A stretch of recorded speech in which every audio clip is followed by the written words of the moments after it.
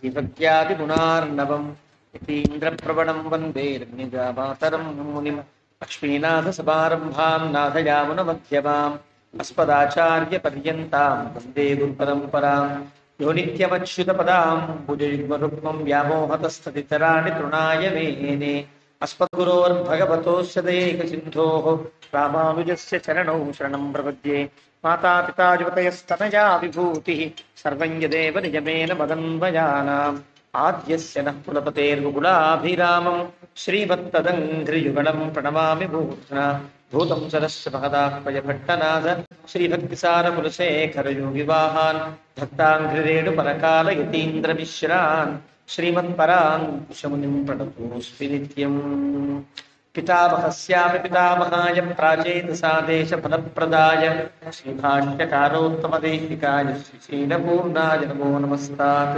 आचार्यानस्मदीयानपि परमगुरून् सर्वमाचार्यवर्गं श्रीमद्रामानुजाख्यं मुनिमखिलजनोद्धारणाय अवतीर्णं पूर्णार्यं यामुनेयं मुनिवरवधतो रामराजीवनेत्रौ वन्दे नाथं मुनीन्द्रं बकुलधरचपूनाथ लक्ष्मी मुकुन्दान् अस्मद्गुरुभ्यो नमः। शुक्लाम्बरधरं विष्णुं शशिवर्णं चतुर्भुजं प्रसन्नवदनं ध्यायेत् सर्वविघ्नोपशान्तये यस्य त्रिरदवक्त्राद्याः पारिषद्याः परश्शतं विघ्नं निघ्नन्ति सततं विश्वक्सेनन्तमाश्रये ज्ञानानन्दमयं देवं निर्मलस्फटिकाकृतिम् आधारं सर्वविद्यानां हयग्रीवमुपास्महे अभङ्गुरकलादानस्थूललक्षत्वमीशे तुङ्गाय महसे तस्मै तुरङ्गाय मुखे नमः। कूजन्तं राम रामेति मधुरं मधुराक्षरम् आरुह्य कविताशाखां वन्दे वाल्मीकिकोकिलं वाल्मीकेर्मुनिसिंहस्य कवितावनचारिणः शृण्वन् रामकथानादं को न याति पराकृतिं यः पिबन् सततं रामचरितामृतसागरम् अतृप्तस्तं मुनिं वन्दे प्राचेतसमकल्मषं गोष्पदीकृतवाराशं वशकीकृतराक्षसं रामायणमहामालारत्नं वन्दे नीलात्मजम् अञ्जनानन्दनं वीरं जानकीशोकनाशनं कपीशमक्षहन्तारं वन्दे लङ्काभयङ्करम् आमिषीकृतमार्ताण्डं गोष्पदीकृतसागरं तृणीकृतदशग्रीवम् आञ्जनेयं नमाम्यहम् मनोजवं मारुततुल्यवेगं जितेन्द्रियं बुद्धिमतां वरिष्ठं वातात्मजं वानरयूथमुख्यं श्रीरामदूतं शिरसा नमामि। उल्लङ्घ्य सिन्धोः सलीलं विशोकवह्निं जनकात्मजायाः आदाय तेनैव ददाहलङ्कां नमामि तं प्राञ्जलिराञ्जनेयम् आञ्जनेयपतिपाटलारणं काञ्चनाद्रिकमनीयविग्रहं पारिजाततरुमूलवासिनं भावयामि पदमाननन्दनं यत्र यत्र रघुनाथकीर्तनं तत्र तत्र कृतमस्तकाञ्जलिं बाष्पवारि परिपूर्णलोचनं मारुतिं नमत राक्षसान्तकं वेदवेद्ये परे पुंसि जाते दशरथात्मजे वेदः प्राचेतसादासीत् साक्षात् रामायणात्मना चरितं रघुनाथस्य शतकोटिप्रविस्तरम् एकैकमक्षरं प्रोक्तं महापातकनाशनं शृण्वन् रामायणं भक्त्या जह्वादं पदमेव वा स याति ब्रह्मणस्थानं ब्रह्मणा पूज्यते सदा वाल्मीकिगिरिसम्भूता रामसागरगामिनी पुनाति भुवनं पुण्या रामायणमहानदी श्लोकसारसमाकीर्णं सर्गकल्लोलसङ्कुलं काण्डग्राहमहामीनं श्रीरामायणार्णवम् यः कर्णाञ्जलिसम्पुटैः अहरहः सम्यक् पिबत्यादरात् वाल्मीकेर्वदनारविन्दगणितं रामायणाख्यं मधु जन्मं व्याधिजराविपत्यमरणैरत्यन्तसोपद्रवं संसारं सविहाय गच्छति पुमान् विष्णोः पदं शाश्वतम् तदुपगतसमाससन्धियोगं सममधुरोपणतार्धवाक्यबद्धं रघुवरचरितं मुनिप्रणीतं दशशिरसश्च महन्निशामयध्वं श्रीराघवं दशरथात्मजमप्रमेयं सीतापतिं रघुकुलान्वयरत्नदीपम् आजानुबाहुवरबिन्दतरायताक्षं रामं निशाचरविनाशकरं नमामि। वैदेही सहितं सुरद्रुमतले हैवे महामण्डपे मध्ये पुष्पकमासने मणिमये विलासने सुस्थितम् अग्रे वाचयति प्रभञ्जनसुते तत्त्वं मुनिभ्यः परं व्याख्यान्तम् भरतादिभिः परिवृतं रामं भजे श्यामलं वामाङ्कस्थितजानकीं परिलसत्कोदण्डदण्डं करे चक्रञ्चोर्ध्वकरेण बाहुयुगडे शङ्खं शरं दक्षिणे बिभ्राणं जलजातपत्रनयनं भद्राद्रिमूर्ध्नि स्थितं కేయూరాది విభూషితం రఘుపతిం సౌమిత్రయుక్తం భజే. ఆపదామపహర్తారం దాతారం సర్వసంపదాం లోకాభిరామం శ్రీరామం భూయో భూయో నమామ్యహం. ధర్మాత్మా సత్యసంధశ్చ రామో దాశరథిర్యది పౌరుషే చ ప్రతిద్వంద్వశ్చైర్యహి రావణిం. సకృదేవ ప్రపన్నాదివాస్మీతి శ్రియాచతే అభయం సర్వభూతేభ్యో దదామ్యేతద్వ్రతం మమ. తపస్వాధ్యాయ నిరతం తపస్వీ వాగ్విదాంబరం నారదం పరిపప్రచ్ఛ వాల్మీకిర్మునిపుంగవం. మానిషాద ప్రతిష్టాం త్వం మగమః శాశ్వతీ సమాః. యత్క్రౌంచ మిథునాదేకమవధి కామమోహితం. ధ్యాయే భద్రాద్రివైకుంఠరామం సీతారమాన్వితం శంఖచక్రధనుర్బాణధరం సౌమిత్రిసేవితం. శ్రీరామాయ నమః. శ్రీమతే రామానుజాయ నమః. సీతాదేవీయుతం ధ్యాయేత్ సర్వభూషణభూషితం పితృభక్తం హరిం ధ్యాయేత్. అయోధ్యాకాండముత్తమే. ఈ కాండని ప్రారంభించేటప్పుడు సీతాదేవి యుతం వీరం సర్వభూషణ భూషితం అని ధ్యానం చెయ్యాలి అని బ్రహ్మపురాణంలో ఉండే ఈ రామాయణ మహాత్మ్యంలో కనిపిస్తుంది. ఎందువల్లంటే బాలకాండలో పూర్తిగా సీతమ్మ తల్లి ఉండదు రాముడితో. అరణ్యకాండలో సగం వరకే రాముడితో ఉంటుంది, పూర్తిగా ఉండదు. ఇక కిష్కింధాకాండ, సుందరకాండ, యుద్ధకాండల్లో కూడా సంపూర్ణంగా సీతాదేవితో కలిసి రాముడు ఉండడు. ఒక అయోధ్యాకాండ పూర్తిగా సీతమ్మ తల్లితో కలిసే ఉంటాడు. కాబట్టి ఈ ధ్యాన శ్లోకాన్ని సీతాదేవి యుతం వీరం అంటూ అయోధ్యాకాండని ఎప్పుడు స్మరిస్తున్నా సీతాదేవితో కలిసి ఉండేరా. బాలకాండ చివరిలో రాముడికి వివాహమైంది, సీతా కళ్యాణమైంది, సీతారాములు కలిశారు. ఆ తర్వాత ఈ కాండ పూర్తిగా కలిసి ఉంటారు. తరువాత ఇంక వరుసగా కథ మనకు తెలుసు కాబట్టి ప్రత్యేకంగా చెప్పుకోనక్కర్లేదు. కాబట్టి సీతాదేవితో కలిసి పూర్తిగా ఉండే కాండ అయోధ్యాకాండ. అందువల్ల అయోధ్యాకాండ అంటే ఎవరూ రాముణ్ణి జయించడానికి వీలు కాని శక్తి కలిగిన వాడై రాముడు ఉంటాడు అని చెప్పడం కూడా అయోధ్యాకాండకి ఆ పేరుకుండే ఒక ఔచిత్యంగా పెద్దలు తమ వ్యాఖ్యానాల్లో తెలియజేస్తారు. ఈ విళంబినామ సంవత్సరంలో మనకి ఇలా వర్షావధిగానో నిరవధికంగానో జరిగేటువంటి రామాయణ ప్రవచన లహరిలో మనం మొన్నటితో బాలకాండ ముగించుకుని నిన్న అయోధ్యాకాండ ప్రారంభం చేశాం. బాలకాండ చివరిలో కూడా సీతాదేవితో కలిసి ఏ విధంగా అయితే శ్రీ మహాలక్ష్మితో కలిసి శ్రీమన్నారాయణుడు ఆనందిస్తూ ఉంటాడో అలా రాముడు ఆనందిస్తున్నాడు అంటూ వాల్మీకి బాలకాండని ముగించి అయోధ్యాకాండ ప్రారంభంలోనే రాముని యొక్క అనంత కళ్యాణ గుణములన్నీ చెప్పారు.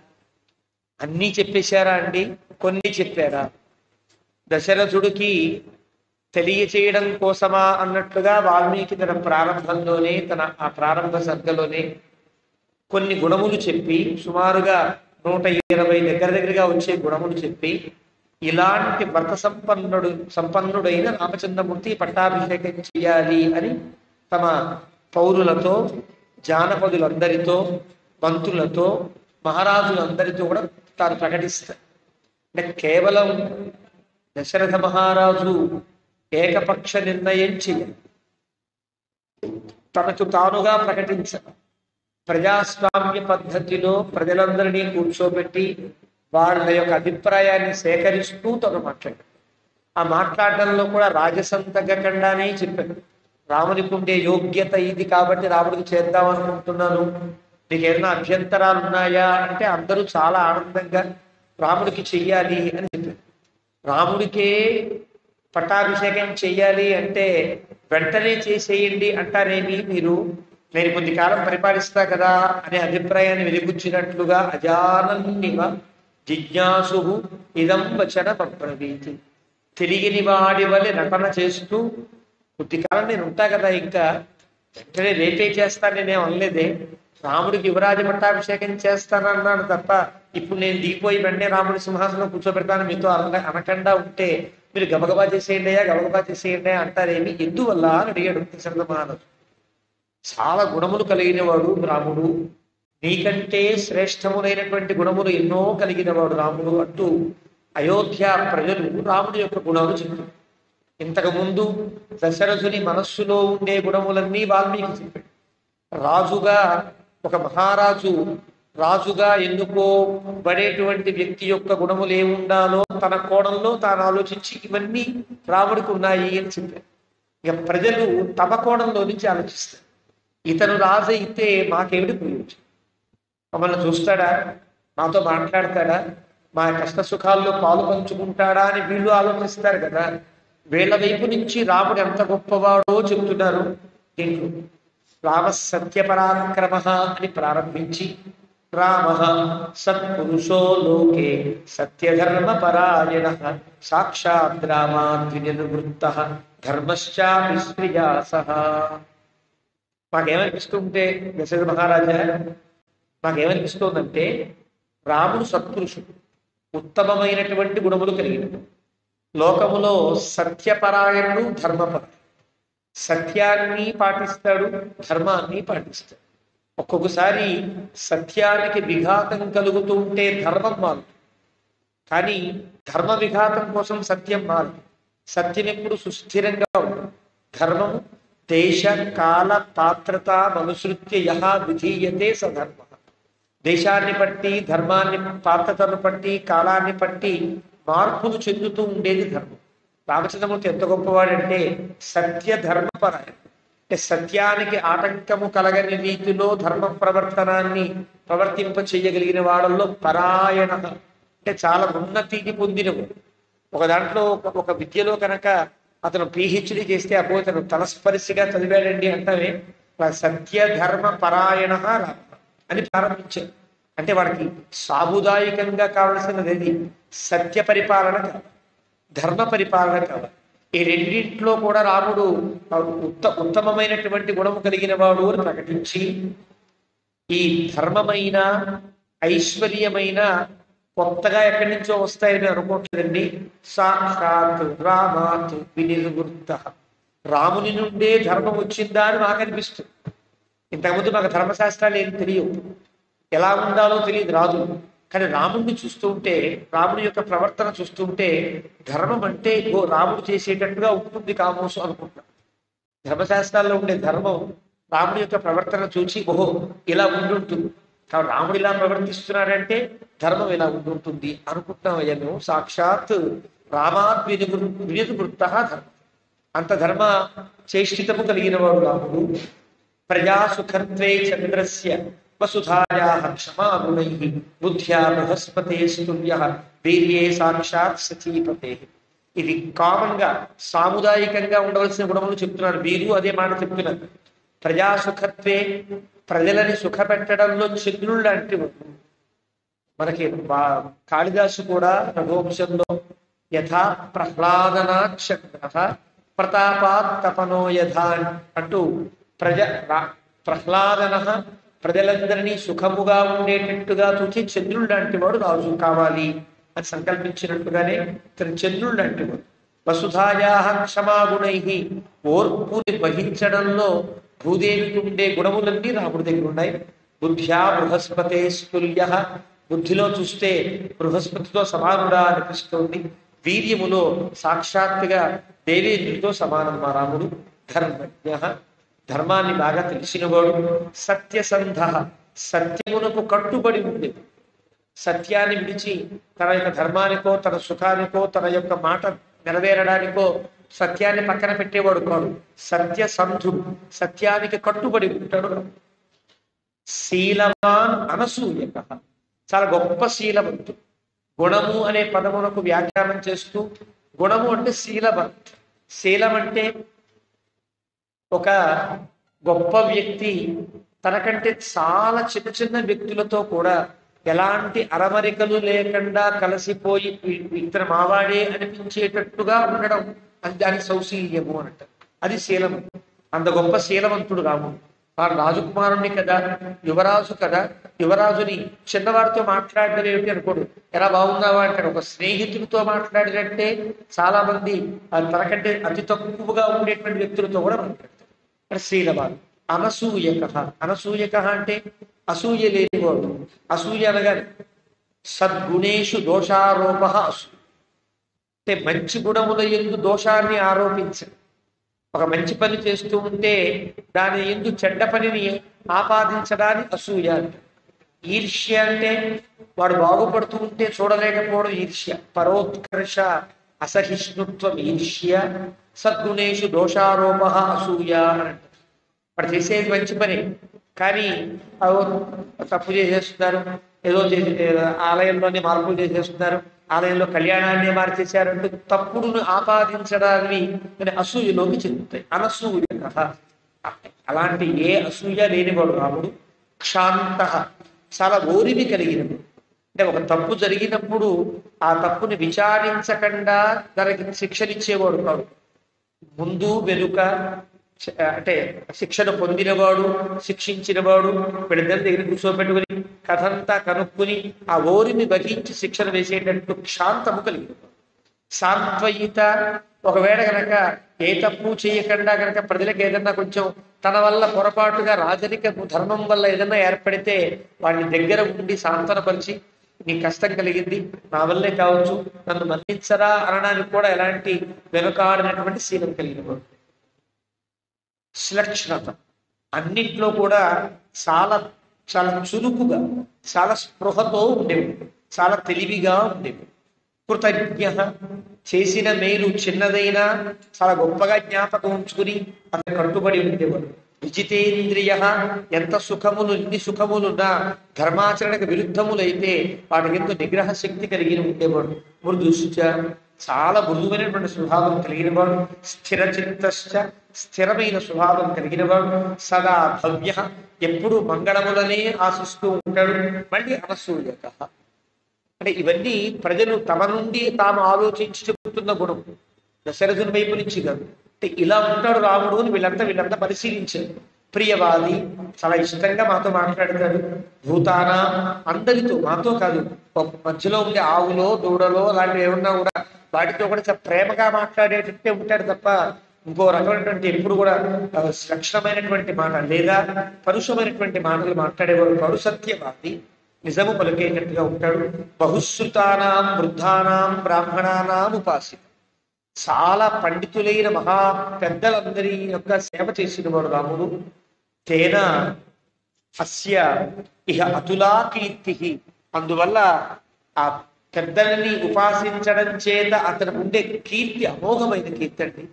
పెద్దలంతా కూడా అయ్యో ఎంత మంచివాడు రాముడు, ఎంత అద్భుతమైనటువంటి వినయము అనుకుంటూ ఉంటారు. మహర్షులు, వచ్చిన మహర్షులంతా తాను ఎక్కడికి వెళ్ళినా అయోధ్యకి వెళ్ళారండి, రాజకుమారుడు రాముడు ఉన్నాడు, ఎంత బుద్ధిమంతుడండి అంటూ ఆ కీర్తి లోకమంతా వ్యాపించేటట్టుగా తన ప్రవర్తన సాగుతోంది. తేజస్య, దానివల్ల యశస్సు పెరుగుతోంది, ఆ తేజస్సు పెరుగుతోంది.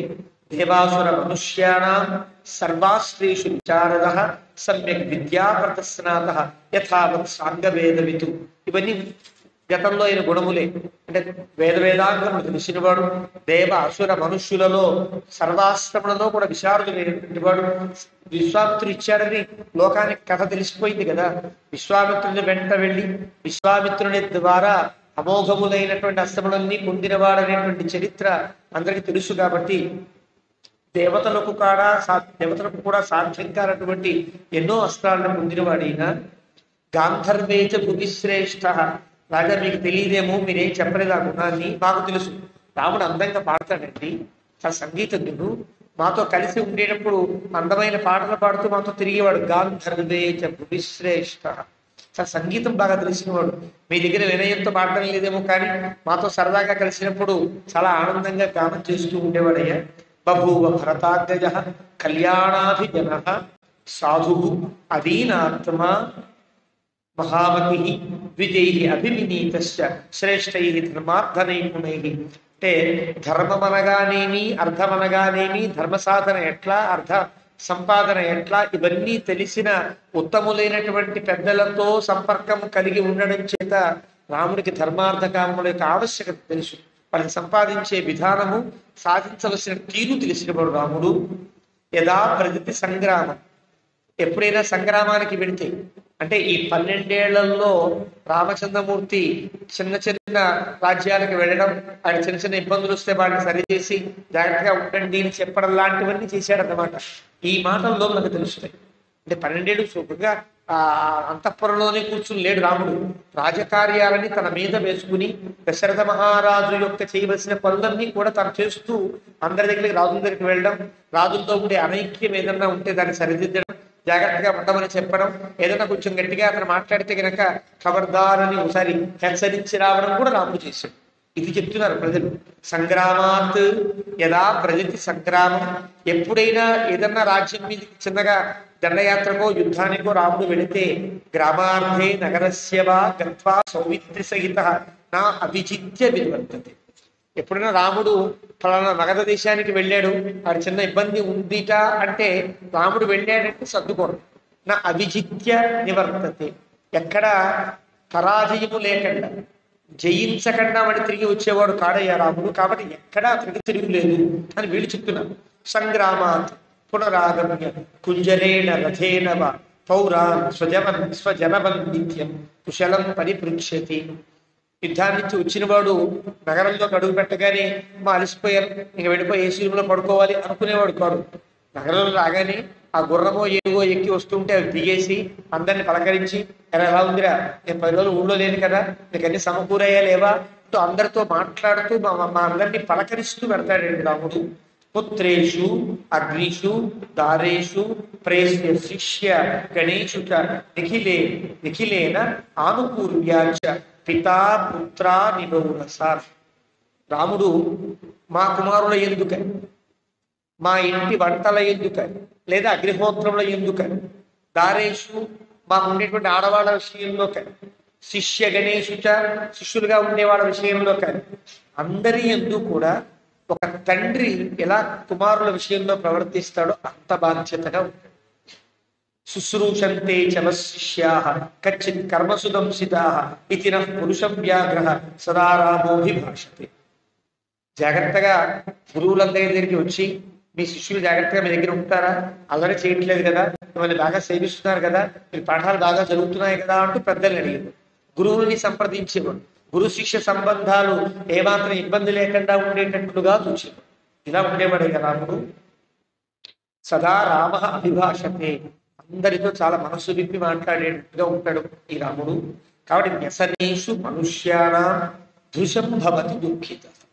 మాకు ఏదైనా కష్టం కలిగితే తాను బాధపడి తన కళ్ళల్లో నీళ్లు తిరిగి, మా ఇంట్లో ఏదైనా కష్టం వస్తే తాను ఏడుస్తూ ఉంటే, రామా ఊరుకో, ఏం చేస్తాం, మాకు ఈ కష్టం వచ్చింది దేవుడి వల్ల వచ్చింది, నువ్వు ఊరుకో అని మేము మా ఇంటికి వచ్చి మమ్మల్ని ఓదార్చడానికి వచ్చిన రాముడు కష్టపడుతుంటే రాముడిని ఓదార్చవలసిన అవసరం మాకేర్పడేదయ్యా. వ్యసనేషు మనుష్యానాం భృశం భవతి దుఃఖిత. మాకంటే ఎక్కువ బాధపడేవాడు మాకేదైనా కష్టం వస్తే. ఉత్సవేషు సర్వేషు. మా ఇంట్లో ఏదైనా చిన్న చిన్న ఫంక్షన్స్ అయితే, ఉత్సవాలు అయితే కనుక పితేవ పరిదుష్యతి. తోరణాలు కట్టడం దగ్గర నుంచి, గుమ్మాలకి పసుపు రాయడం దగ్గర నుంచి, శుభలేఖ అందించడం దగ్గర నుంచి, ఏవో పనులు చేయడం, మాతో పాటు సమానంగా తాను పనిచేస్తూ తన ఇంట్లోనే ఉత్సవం అవుతోందా అన్నట్లుగా ఒక తండ్రిలాగా మాతో ఉంటాడయ్యా. కాబట్టి సత్యవాది, మహేశ్వాస, వృద్ధసేవి, జితేంద్రియ. ఈ 4 రాజుకు ఉండేటువంటి ప్రధాన గుణములు. సత్యవాదిగా ఉంటాయి, అలాని చేతగాని వాడిలా ఉండకూడదు. మహేశ్వాస, మంచి వీర్యవంతుడై ఎలాంటి వాడినైనా జాగ్రత్త అని నిలబెట్టేటట్టుగా ఉండగలగాలి. వృద్ధసేవి, పెద్దల యొక్క మాటలు వింటూ రాజ్యాన్ని పరిపాలించగలగాలి. జితేంద్రియత్వం కలిగి ఉండాలి. ఈ 4 రాముడుకున్నాయి. స్మితపూర్వాభిభాషించ, నవ్వుతూ మాట్లాడతాడు, ముందు తాను పలకరిస్తాడు, నవ్వుతూ మాట్లాడతాడు, తాను ముందు పలకరిస్తాడు, పలకరించి నవ్వుతాడు. అంటే నవ్వుతూ మాట్లాడితే ఎంత కష్టమైనా మనకేముంటుంది. ఒక వ్యక్తి గనక పలకరించిన వాడు మనతో ప్రేమగా మాట్లాడుతుంటే ఎంత కష్టమైనా తొలగిపోతుంది కదా. ఏ కష్టము లేకుండా మాకు ధర్మం సర్వాత్మనాశ్రిత, అన్ని రకముల ధర్మాన్ని ఆశ్రయించి ఏ ప్రవర్తనలో కూడా, అంటే ఏ వ్యక్తితో ఏ వ్యక్తి దగ్గర తాను మాట్లాడుతున్నాడో దానికి తగినట్టుగా ఆ వ్యక్తికి ఏమేం కావాలో ఆ ధర్మాన్ని పాటిస్తూ తాను ఉంటాడు. సమ్యక్ యోక్త శ్రేయసాంచ, ఏ పని ఎప్పుడు చేస్తే రాజ్యానికి మేలు కలుగుతుందో అలాగా మంచి యోక్తగా తాను ఉంటాడు. యుజుని యోగేని ఏ శ్రేయస్సుతో రాజ్యాన్ని కలిపేటట్లుగా తను ప్రవర్తిస్తూ ఉంటాడు. నచ నా విగృహ్య కథారుచి, పనికిరాని కథల యందు ఎప్పుడూ దృష్టి పెట్టడు. రుచి అనేది లేదా ఆయనకి ఉత్తరోత్తర యుక్తౌచ భక్త వాచస్పతిర్య, ఇవన్నీ వచ్చిన గుణములే వచ్చినట్టుగా అనిపిస్తాయి. అంటే దశరథుడు తనకు తానుగా అనుకున్న గుణములు ఏవైతే ఉన్నాయో అవి ప్రజల సమక్షంలో కూడా అవే గుణములు చెప్పాడంటే అర్థం ఏంటి? రాముడు అన్ని చోట్ల ఏకరూపతగా ఉన్నాడు. దశరథుడు అంతఃపురంలో ఉండే దశరథుడు గమనించినవి, ప్రజలు గమనించినవి ఏకరూపంగా ఉన్నాయి అంటే రాముడు అన్ని చోట్ల ఏక ప్రవర్తనం తప్ప అక్కడ ఒకలాగా ప్రవర్తించేవాడు కాడన్నమాట. అది చెప్పడం కోసం వాల్మీకి చెప్పిన గుణములే మళ్ళీ అదే ప్రకారంగా చెప్తున్నట్లుగా మనకి ఈ పద్ధతిలో శుభ్రూహు, ఇంకా అతన్ని వర్ణిస్తూ అందమైనటువంటి కనుబొమ్మలు కలిగినవాడు, ఆయత తామ్రాక్ష, వెడల్పాటి ఎర్రటి కన్నులు కలిగినవాడు, సాక్షాత్ విష్ణువు ఇవస్సు. ఎప్పుడైతే వెడల్పైనటువంటి ఎర్రని కనులు అని ఎప్పుడైతే వర్ణిస్తాడో వాల్మీకి అప్పుడు ఖచ్చితంగా విష్ణుమూర్తికి గుర్తురావు. వేదాంతములో కూడా ఈ లెక్క కమలపత్రాక్ష అన్న, పుండరీకాక్ష అన్న సాక్షాత్తుగా శ్రీమన్నారాయణుడు అని వేదాంత నిర్ణయం. కాబట్టి ఇక్కడ వాల్మీకి కూడా ఆయత తామ్రాక్ష అనంగానే వెంటనే సాక్షాత్ విష్ణు, సాక్షాత్తుగా శ్రీ మహావిష్ణువు అయ్యా స్వయం ఆయన రామ. ఇంతెందుకు చెప్పు, లోకాభిరామ, రాముడు లోకాభిరామ అంటే లోకములో ఉండే అందరినీ కూడా తన యొక్క గుణములతో అభిరామయతీతి, అభిరామ చాలా ఆనందపరుస్తాడు, ఎవరికి కష్టాన్ని కలిగించడు. ఎలాగా? బడి శౌర్య వీర్య పరాక్రమై, శౌర్యము చేత వీర్యము చేత పరాక్రమము చేత కూడా. ప్రజాపాలన తత్వజ్ఞ సహ రాగోపహతేంద్రియ శక్త త్రైలోక్యమప్యేక భోక్తుం కిన్ను మహీమిమ. ప్రజాపాలన తత్వజ్ఞుడైన, రాజ్యాంగం బాగా తెలిసినవాడు, రాగము చేత ఎప్పుడు కూడా ఆ కొట్టబడి ఇంద్రియ నిగ్రహం కోల్పోయేవాడు కానే కాడు రాము. శక్త త్రైలోక్యమప్యేక, ఇతనొక్కడు కూడా మూడు లోకములను కూడా పరిపాలించగలిగినటువంటి గుణములు కలిగినవాడు. కిన్ను మహీమిమ, ఇంక భూమి ఎంత లెక్క రాముడికి? మూడు లోకాలు పరిపాలిస్తాడయ్యా మా రాముడు, ఈ భూమి ఎంతయా దశరథ? కాబట్టి హాయిగా అప్పచెప్పేయచ్చు.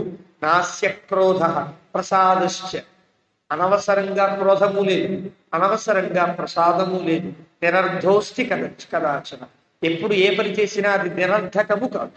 ఏ పని చేసినా ఆ పనికి ఏదో ఒక ప్రయోజనం, ఆ ప్రయోజనం వల్ల రాజ్యానికి మేలు, తద్వారా ప్రజలకు మేలు ఏదో ఉంటుంది తప్ప నిరర్ధకంగా ఏ పని తాను చేయదు. హంత్యేవ నియమాత్ వధ్యాను అవధ్యే నచ కుప్యతి, తప్పనిసరిగా శిక్షించవలసి వస్తే వాడిని విడిచిపెట్టు, శిక్షిస్తాడు, ధర్మబద్ధంగా శిక్షిస్తాడు. అబద్ధుడైన వారి విషయంలో వాడు ఏ పొరపాటు చేసినా జాగ్రత్తగా కోపగించకుండా వాడికి బుద్ధి చెప్పి పంపిస్తాడు. ఎవరిని ఎలా దారిలో పెట్టాలో రాముడికి తెలుసు. యునర్థై ప్రహృష్టశ్చ తమసౌ ఎత్ర తుష్యతి, తమ్ అసౌ ఎత్ర తుష్యతి. ఆ వ్యక్తి ఉన్నతుడై ప్రహృష్టంగా ఉండాలంటే ఏవేవి అతనికి ఇచ్చి అతను ఆనందపరచాలో తెలుసు. ఒక వ్యక్తి కనుక లోకానికి ఉపయోగిస్తుంటే ఆ వ్యక్తికి ఎన్నెన్ని సౌకర్యములు కలిగించి ఆ వ్యక్తి ద్వారా మేలులు పొందాలో కూడా తెలియాలి అధికారులకి, నాయకులకి. ఇవన్నీ ఉంటాయి. శాంతై సర్వ ప్రజాకాంతై ప్రీతి సంజననైంద్రుణ, శాంతములైన గుణములు కలిగినవాడు, ప్రజలందరినీ కూడా వ్యామోహపరిచేటట్టుగా, ఆహ్లాదపరిచేటట్టుగా ఉండేటువంటి గుణముల యొక్క సముదాయము కలిగిన వాడు. ప్రీతి సంజననై నృణ, అందరికీ ప్రీతినే కలిగించేటట్టుగా ఉంటాడు తప్ప ఎప్పుడూ కూడా రాముడిని అబ్బా రాముడు వస్తున్నాడా, ఇవి రాముడు ఇలా మాట్లాడాడు అనే మాటలే మా దగ్గర రావయ్యా. గుణై విరుచే రామ దీప్త సూర్య ఇవ అంశుభి, ఇలాగా సూర్యుని చుట్టూ కిరణములు ఉండి సూర్యుడు ఎలా ప్రకాశిస్తున్నాడో అలా రాముడు కూడా ఇన్ని గుణములు కిరణములుగా ఉండి ప్రకాశిస్తున్నాడు సూర్య భగవానుడిలాగా. ఇలాంటి రాముడు తమేవం గుణ సంపన్నం రామం సత్యపరాక్రమం లోకపాలోపమం నాగం అకామయత మేదిని. ఈ భూమి అంతా రాముడిని కోరుకుంటోంది రాజుగా అని అవే మాటలు చెప్పి వత్సః శ్రేయసి జాతస్తే దిష్ట్యా అసౌ తవ రాఘవ. దశరథ మహారాజా, నీ అదృష్టం కొద్దీ నీ కడుపున పుట్టాడయ్యా, ఇంత గొప్పవాడు. దిష్ట్యా పుత్రగుణైర్యుక్త మారీచి మారీచ ఇవ కాశ్యప. ఎలాగైతే బ్రహ్మదేవునికి చతుర్ముఖ బ్రహ్మకి మరీచ ప్రజాపతి ఎలాగైతే ఆవిర్భవించాడు, మారీచుడు ఏ మారీచుడు కాదు సుమా, ఆయన మరీచి అని అంటారు. మరీచి ప్రజాపతి ఎంత గొప్పవాడో, ఎంత అద్భుతమైనటువంటి సరైనటువంటి ఆ వారసుడో, అలాంటి వారసత్వం నీకు లభించిందిగా కశ్యపుడు కుమారుడుగా.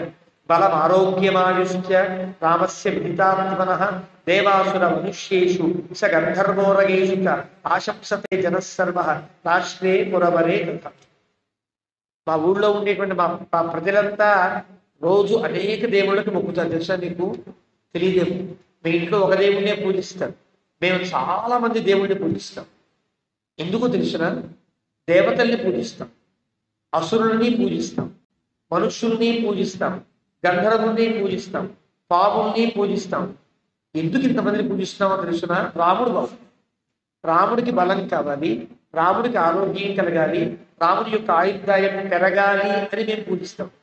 ఇతర దేవతలను పూజించాలనో వాళ్ళందరినీ పూజిస్తే మాకేదో వస్తుందో మేము పూజించాం. మా ఇంట్లో వాళ్ళంతా కూడా స్త్రీయ, ఆడవాళ్ళు కావచ్చు, వృద్ధాహ, వృద్ధులు కావచ్చు, తరుణ్యశ్చ, కన్యపిల్లలు కావచ్చు, సాయం ప్రాతః సమాహిత, పొద్దున్న సాయంకాలం సంధ్యావందనం చేసినంత నిక్కచ్చిగా మా వాళ్ళంతా ఈ దేవతల దగ్గర కూర్చుని సర్వాన్ దేవాన్ నమస్యతి. అగ్నిహోత్రుడా నీకు నమస్కారం, వరుణదేవుడా నీకు నమస్కారం, యముడా నీకు ఇంతే మా పని. ఎందుకు? రామస్యార్థే యశస్వినః. రాముడు బాగుండాలి, రాముడు మా పిల్లలు బాగుండాలి, మేము బాగుండాలని కోరుకోమని మేము రాముడు బాగుండాలని కోరుకుంటాం. ఇలా ఉంటారు మా ప్రజలంతా కూడా. తేషాం అయాచితం దేవ తత్ప్రసాదాత్ సమృద్ధ్యత. అలాంటి రాముడు నీ యొక్క అనుగ్రహం వల్ల, నీ ప్రసాదము వలన సమృద్ధ్యత, మరింత సమృద్ధిని పొందుగాక. అంటే రాజా పదవిని అధిరోహించి తాను రాజై మమ్మల్ందరినీ ఏలుగాక. రామమిందీవరశ్యామం సర్వశత్రుని బలగణం. ఇందీవరశ్యామం, ఇందీవరం అంటే కలువ పువ్వు, నల్ల కలువ లాంటి ఒక మృదువైన నల్లనైన దేహఛాయ కలిగినటువంటి వాడు రాముడు. సర్వశత్రుని బలగణం, శత్రువులందరినీ కూడా జయించడంలో సమర్థుడు. పశ్యామ యౌవరాజ్యస్థం తవ రాజోత్తమాత్మజం. అలాగా నువ్వు యువరాజుగా పట్టాభిషేకం చేద్దాం అనుకుని చెప్పావు కదా, మరి యువరాజుగానైనా కనుక తాను పట్టాభిషిక్తుడు అయితే తమ రాజోత్తమ ఆత్మజం, ఉత్తమ ఆత్మజుడుగా రామచంద్రమూర్తి యువరాజు కాదగిన వాడు, అందులో సందేహం లేదు. ఇది మా అందరి యొక్క సాముదాయిక నిర్ణయము అంటూ వాళ్ళంతా చేతులెత్తి రామచంద్రమూర్తిని రాజుగా చేయమని ప్రార్థన చేశారు. తదేవదేవో మమాత్మజంతే సర్వస్య లోకస్య హితే నివిష్టం హితార్హః క్షిప్రముదారజుష్టం ఉదాభిషేక్తుం వరదత్వమర్హసి. నాకు ఈ వరం ఇవ్వవా అడుగుతారు ప్రజలంతా. వరదా, ఈ వరం ఇవ్వయ్యా. ఏం వరం కావాలి మీకు? రాముణ్ణి పట్టాభిషేకుడిని చెయ్యి, అదే మా గొప్ప వరము అంటూ హితాయ నః, మా అందరి హితము కోసం ఉదారజుష్టం అంటే ఉదార బుద్ధి కలిగి మమ్మల్ందరినీ ప్రేమించగలిగే గుణ సంపద కలిగిన రాముణ్ణి, దేవదేవోపమ ఆత్మజం, భగవంతుడితో దేవదేవుడు అంటే భగవంతుడు కదా, భగవంతుడితో సమానమైన గుణ సంపద కలిగిన ఈ కుమారుణ్ణి యువరాజుగా చేస్తే మా అందరికి హితం కలుగుతుంది, మేమంతా హాయిగా ఉంటాం. కానీ ముదా అభిషేకం వరద త్వమర్హసి, తొందరగా ఆనందంగా రాముడికి పట్టాభిషేకం చేయవలసినది అని ప్రార్థిస్తూ రెండవ సర్గను ముగించాడు వాల్మీకి. అథ తృతీయ సర్గ. తేషామంజలి పద్మాని ప్రగృహీతాని సర్వశః ప్రతిగృహ్య అబ్రవీద్ రాజా తేభ్యః ప్రియహితం వచః. వాళ్ళంతా ఊరికే మాట్లాడాల, అంజలి పద్మాని అందరు చేతులు జోడించి ప్రార్థిస్తున్నట్టుగా మాట్లాడారు. ఒక్కసారి కొన్ని వేల మంది కనుక చేతులు జోడించి ఇలా ఉంటే ఆ చేతులను చూసినప్పుడు ఎలా అనిపిస్తుంది?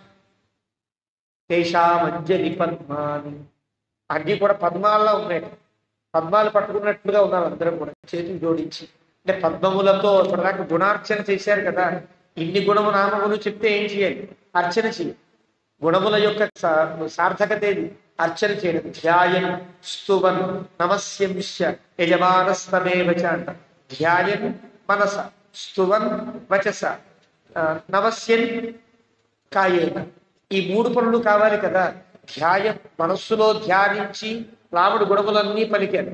ఇప్పుడు అంజలి పద్మాలు ఘటించి త్రికరణ శుద్ధిగా రాముడిని మేము కోరుకుంటున్నాము అని ప్రార్థించారు. అందులో వాల్మీకి అంజలి పద్మాలు అంటే ఇలా చేతులు జోడించమని పద్మాల్లా ప్రకాశించాయి. రాముణ్ణి రమ్మని, రాముడు రాజుగా ఉంటే ఆ గుణములతో అర్చన చేసేటట్టుగా అయోధ్య ప్రజలంతా ఉన్నారనిపించి ప్రతిగృహ్య వారందరి అంజలిని గ్రహించిన వాడే దశరథ మహారాజు. ప్రగృహీతాన్ని సర్వశ అందరిని చూస్తే అందరూ చేతులు జోడించారు, నమస్కరిస్తున్నారు. చాలా ఆనందం కలిగింది. ప్రియహితం వచ వాళ్ళందరికీ ప్రియాన్ని హితాన్ని కలిగించేటట్టుగా మాట్లాడుతారు. ప్రియము హితము అని రెండు ఉంటాయి. ప్రియం అంటే ఇష్టమైనది, హితం అంటే శ్రేయప్రదం. ఒక్కొక్కసారి ఇష్టం లేకుండా ప్రియం ఉంటుంది, ఇష్టం లేక హితము మనకి ఇష్టం ఉండదు, ఏదో ప్రియం. ఏదో షుగర్ వచ్చిన వాడికి మధురం తినాలనిపిస్తుంది, అది ప్రియం. కానీ హితం హితమైనటువంటిది అంటే ఇప్పుడు ఈ వస్తువు, ఈ గుణము, అది ఈ పదవి, ఇది తనకిస్తే అతనికి అన్యాయం, ఏదో కష్టం కలుగుతుంది, ఇబ్బంది కలుగుతుంది అంటే తనకి ఇవ్వకుండా హితం అంటే. హితం అంటే ఏది అతనికి మేలు చేస్తుందో అది. ప్రియం అంటే ఏది అతనికి ఇష్టమో అది. తేషాం ప్రియం హితం, ఈ రెండు రాముడే అని వీళ్ళు అంటున్నారే, వాళ్ళందరికీ కూడా ప్రియాన్ని హితాన్ని కలిగించేటట్టుగా మాట్లాడుతూ ఆహోస్మి పరమ ప్రీత ప్రభావశ్చ అతులో మమ ఎన్నే జ్యేష్టం ప్రియం పుత్రం యౌవరాజ్యస్థమిక్షత. చాలా ఆనందంగా ఉంది, పరమ ప్రీతుడిని అయ్యా నేనంత గొప్పవాడిని. ప్రభావశ్చ అతులహ మమ, నా యొక్క ప్రభావం చాలా గొప్పది. రాముడు నా కుమారుడు కదా, నా కుమారుడిని మీరంతగా ఇంత ఇంత ఇదిగా మీరు ప్రార్థిస్తున్నారంటే అలాంటి కుమారుడి కన్నా నేనంత గొప్పవాడిని అని అనుకున్నాడు కదా. రాముడు గొప్పవాడా, దశరథుడు గొప్పవాడంటే ఇంత వాడిని కన్న దశరథుడు నేనే అతులో మమ ఎన్నే జ్యేష్టం ప్రియం పుత్రం, నా పెద్ద కుమారుణ్ణి రాజుగా చూడాలనుకుంటున్నారు కదా.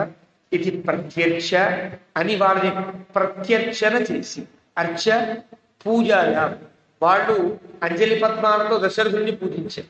అయ్యా మీకు దండం పెడతామయ్యా, ఇవన్నీ మా పూలకు పోవయ్యా, నీ కాలం చేస్తాం అనుకోవయ్యా, రాముడిని వరంగా ఇవ్వా అంటే ప్రత్యక్ష మాటలతో వాళ్ళందరినీ మళ్ళీ అర్చించాడు దశరథ మహారాజు. అంటే వాళ్ళందరికీ కూడా ఆనందాన్ని కలిగించేటట్టుగా మాట్లాడుతూ రాజా బ్రాహ్మణానిదమబ్రవీతు, పక్కన పురోహితులు ఉంటారు, వాళ్ళకేసి తిరిగాడు, వాళ్ళతో మాట్లాడుతున్నారు. వశిష్ఠం వామదేవంచ తేషామేవోపశుద్ధతాం, వెంటనే వాళ్ళతో మాట్లాడుతూ చైత్ర శ్రీమానయం మాసః పుణ్యం పుష్పిత కారణః యౌవరాజ్యాయ రామస్య సర్వమేవోపకల్ప్యతాం. మంచి మాసం వచ్చింది చైత్రమాసం. చైత్ర శ్రీమంతమైన మాసం. పువ్వులన్నీ చక్కగా వికసించి తోటలన్నీ పువ్వులతో నిండి ఉండే పవిత్ర మాసం కదా చైత్రమాసం. అదే రాముని యొక్క అవతరించిన మాసం అదే చైత్ర శ్రీమాన్ అయం మాస పుణ్య పుష్పిత కారణ. ప్రతి చెట్టు ఏదో పువ్వులు పూసి అందంగా కనిపిస్తుంది ప్రపంచం అంతా కూడా. కాబట్టి యౌవరాజ్యాయ రామస్య, ఇదే రాముడికి యువరాజ్య పట్టాభిషేకం చేయడానికి వీలైనటువంటి సమయం. సర్వమేవ ఉపకల్పిత, వెంటనే అన్ని సిద్ధం చేయండి. రాజ్యస్తు ఉపరతే వాక్యే జనఘోషో మహానభూత్. ఎప్పుడైతే మీరంతా అన్ని ఏర్పాట్లు చేయండి అంటున్నాడో ఇంకా ఆ మాట పూర్తి కాకుండానే ప్రజలందరూ పెద్ద గోల పెట్టారు. జనఘోష మహానభూతు, చాలా ఆనందంగా ఏదో ఆనందంగా అరిచేటప్పుడు స్వస్యస్తు అనో శుభమనో ఏదో మాట్లాడతారే, ఒక్కసారిగా జనఘోష పెరిగింది. రామునికి పట్టాభిషేకం చేయడానికి రాజు ఆజ్ఞాపించాడు. ఇప్పటిదాకా మాట్లాడడం లేదు, ఆజ్ఞాపన చేయండి. ఇప్పటిదాకా ఉంటే మాట్లాడాడు, ఆలోచిస్తాను 2 ఏళ్ళు ఆగండి అనొచ్చు. రాజుకు ఉండేటువంటి ఆ స్వాతంత్ర్యం అట్లా. మేము ఎంత ప్రార్థించినా మీరంత అడుగుతారా, వెంటనే దీపం ఉంటారా, నన్ను ఇంకొక 2 ఏళ్ళ దాకా నేనే ఉంటా అన్నా అంటాడు. కానీ ఎప్పుడైతే పక్కకి తిరిగి వశిష్ఠాది మహర్షులతో వెంటనే రాముడి పట్టాభిషేకాన్ని సిద్ధం చేయండి అనేటప్పటికీ వాళ్ళకు ఉండే ఆనందం ఇంత అంతా కాదు. జనఘోష మహానభూతు శనైస్తస్మిన్ ప్రశాంతే చ జనఘోషే జనాధిప. అంత పెద్ద గగ్గోలు పెట్టేసినప్పటికీ ఎంత ఆనందం వీళ్ళందరికీ అని వశిష్ఠం మునిషార్దూలం రాజా వచనం. వశిష్ఠుడితో ఇలా అంటున్నాడు, అభిషేకాయ రామస్య యత్కర్మ సమరిక్షదం తదద్య భగవన్ సర్వం ఆజ్ఞాపయితు మధ్యసి. అక్కడ ఉండే పురోహితులందరితో చెప్పాడు, మీరు అంటే సిద్ధం చేయండి. వశిష్ఠుడితో అలా మాట్లాడచ్చు, అలా మాట్లాడడానికి వీలేదు. వశిష్ఠుడిని ఆజ్ఞాపనగా చేయకూడదు, అభ్యర్థనగా మాట్లాడాలి. ఆయన గురువు కదా ఆయన. కాబట్టి ఏమంటున్నాడంటే అభిషేకాయ రామస్య రామునికి అభిషేకము కొరకు యత్ కర్మ ఏదైతే చెయ్యవలసి ఉన్నదో సపరిచ్ఛేదం ఉపాంగములతో కూడిన పూర్తి పట్టాభిషేక కర్మనంతా తదద్యా భగవన్ ఓ పూజ్యుడా సర్వం ఆజ్ఞాపయితు మనసి, నేనేం చెయ్యాలో నువ్వు నాకు ఆజ్ఞాపన చేసింది. ప్రజలందరి మధ్యన ఇంతమంది ఉంటే ఒక ఆ వినయం దశరథ మహారాజు చెప్పి వెళ్ళిపోయి లోపల సారి ఏమనుకోకండి అనొచ్చు వశిష్ఠుడితో. అలాంటల్లా ప్రజలందరూ చూస్తూ ఉంటే వశిష్ఠుడు కేసి తిరిగి దండం పెట్టి నన్ను ఆజ్ఞాపించండి గురుదేవా, ఏం చేయమంటారు? ఇది దశరథుని యొక్క ఉండేటువంటి గుణం. తచ్చుత్వా భూమిపాలస్య, ఇది అనేటప్పటికీ వశిష్ఠుడు ఎంతో ఆనందపడి విజయసంతమ ఆతిదేశ అగ్రత రాజ్ఞ స్థితాన్ యుక్తాన్ కృతాంచ, తన వెంట చాలా మంది ఉంటారు బ్రాహ్మణోత్తములు, తన పని చేయబడ్డానికి ఎప్పుడు చెబితే అప్పుడు చేయడానికి సిద్ధంగా ఉండే వ్యక్తులు ఉంటారు, పురోహితులు ఉంటారు.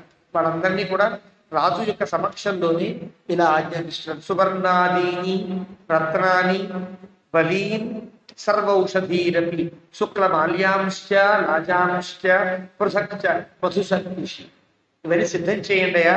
సువర్ణాలు బంగారపు పథకాలు రెడీ సిద్ధం చేయండి, రత్నములు సిద్ధం చేయండి. బలి ఎవరెవరికి బలులు ఇవ్వాలో, అంటే బలి అంటే బలి ద్రవ్యములు పూజలు ఉంటాయి. బలి అనేది పూజ, బలి అనే పదమును కూడా పూజ అనర్థం. ఏ ఏ పూజలకి సిద్ధపడాలో ఆ పూజలన్నీ సిద్ధం చేయండి.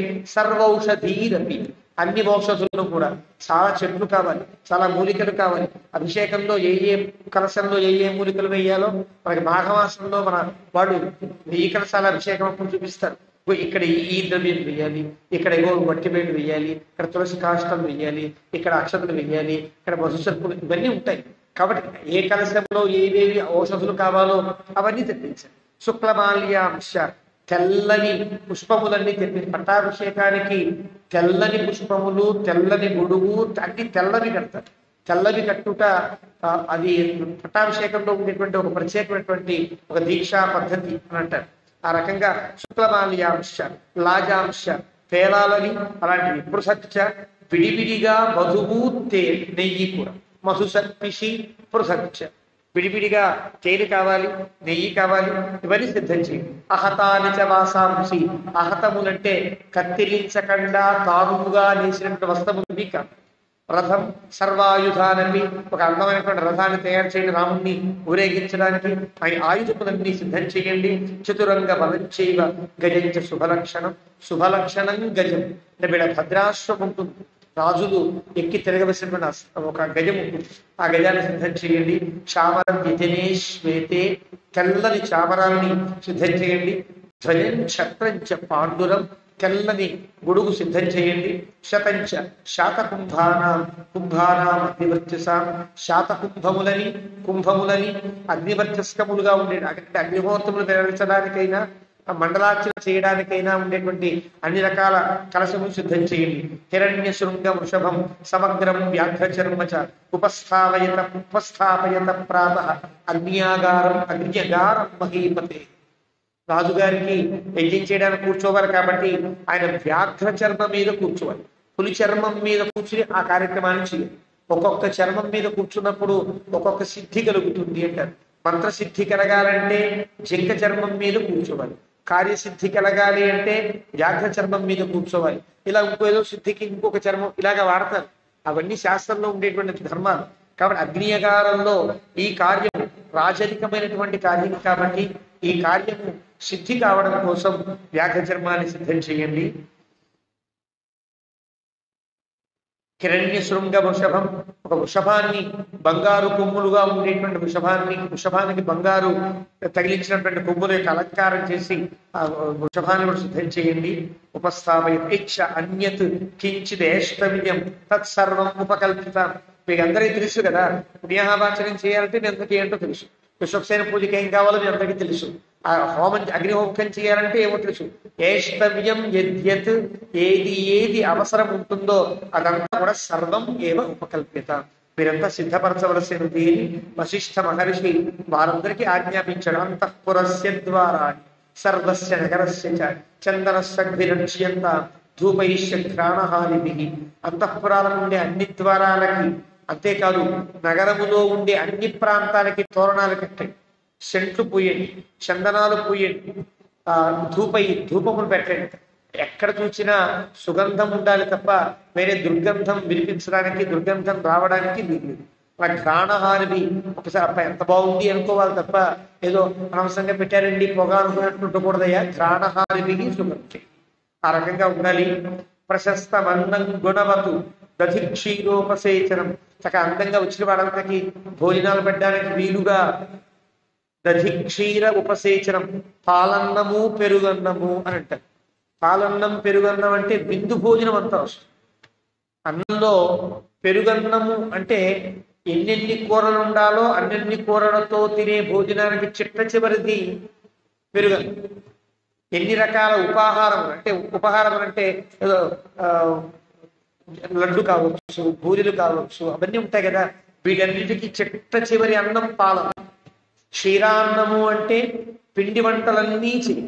పెరుగన్నం అంటే ఎన్నెన్ని రకాల పదార్థాలతో అన్నాలు పెట్టాలో అన్నీ ఏర్పాటు చేయండి. ఈ రెండే ఎందుకు చెప్పారంటే పాలన్నం పెరుగన్నమే పెడతారా, ఇంకేం పెట్టరా అనుకోవడానికి వీల్లేదు. ఈ రెండు సూచనలు అంటారు.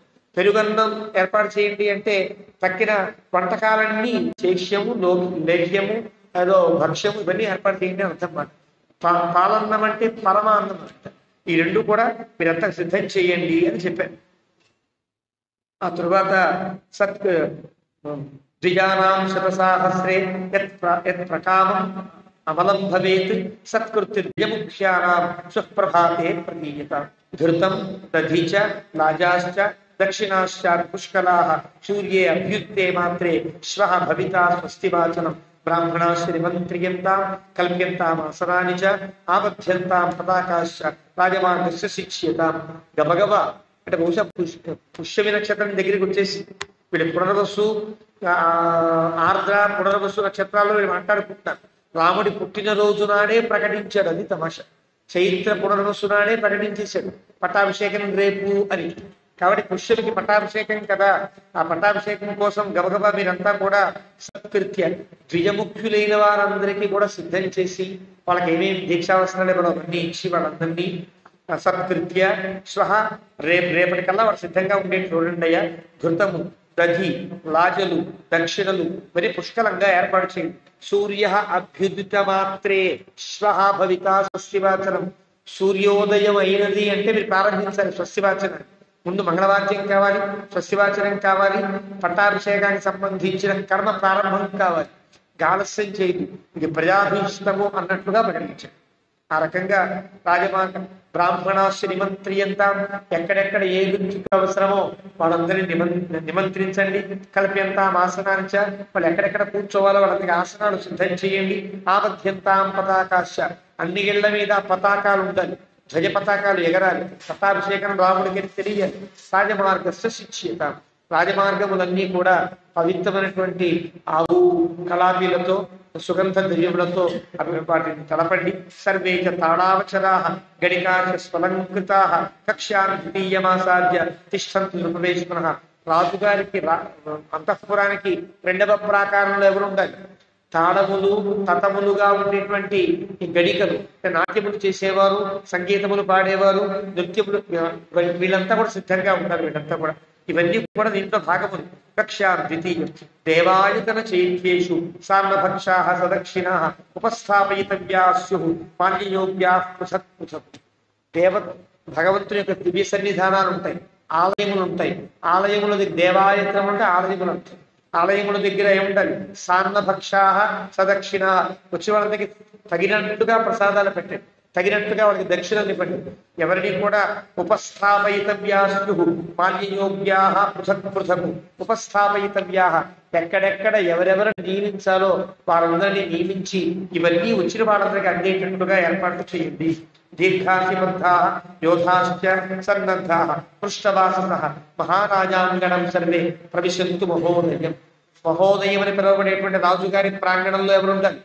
మంచి కత్తులు కటారులు ధరించి రక్షణకు ఉండేటువంటి బాడీ గార్డ్స్ లా ఉండే వాళ్ళందరూ కూడా గబగబా వచ్చేయాలి.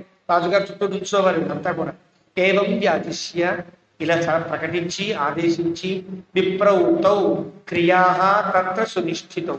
విప్రౌ వశిష్ఠుడు వామదేవుడు వీళ్ళిద్దరూ కూడా సునిష్ఠితౌ చక్రతుః చ ఏవ యచ్చేషం పార్థివాది నివేదించారు. ఇలా ఇలా జరుగుతుంది అని రాజుగారికి అక్కడ ఉండేవాళ్ళకి పురమాయించి కృత విద్యేవ చ అబ్రూత అభిగమ్య జగత్పతి.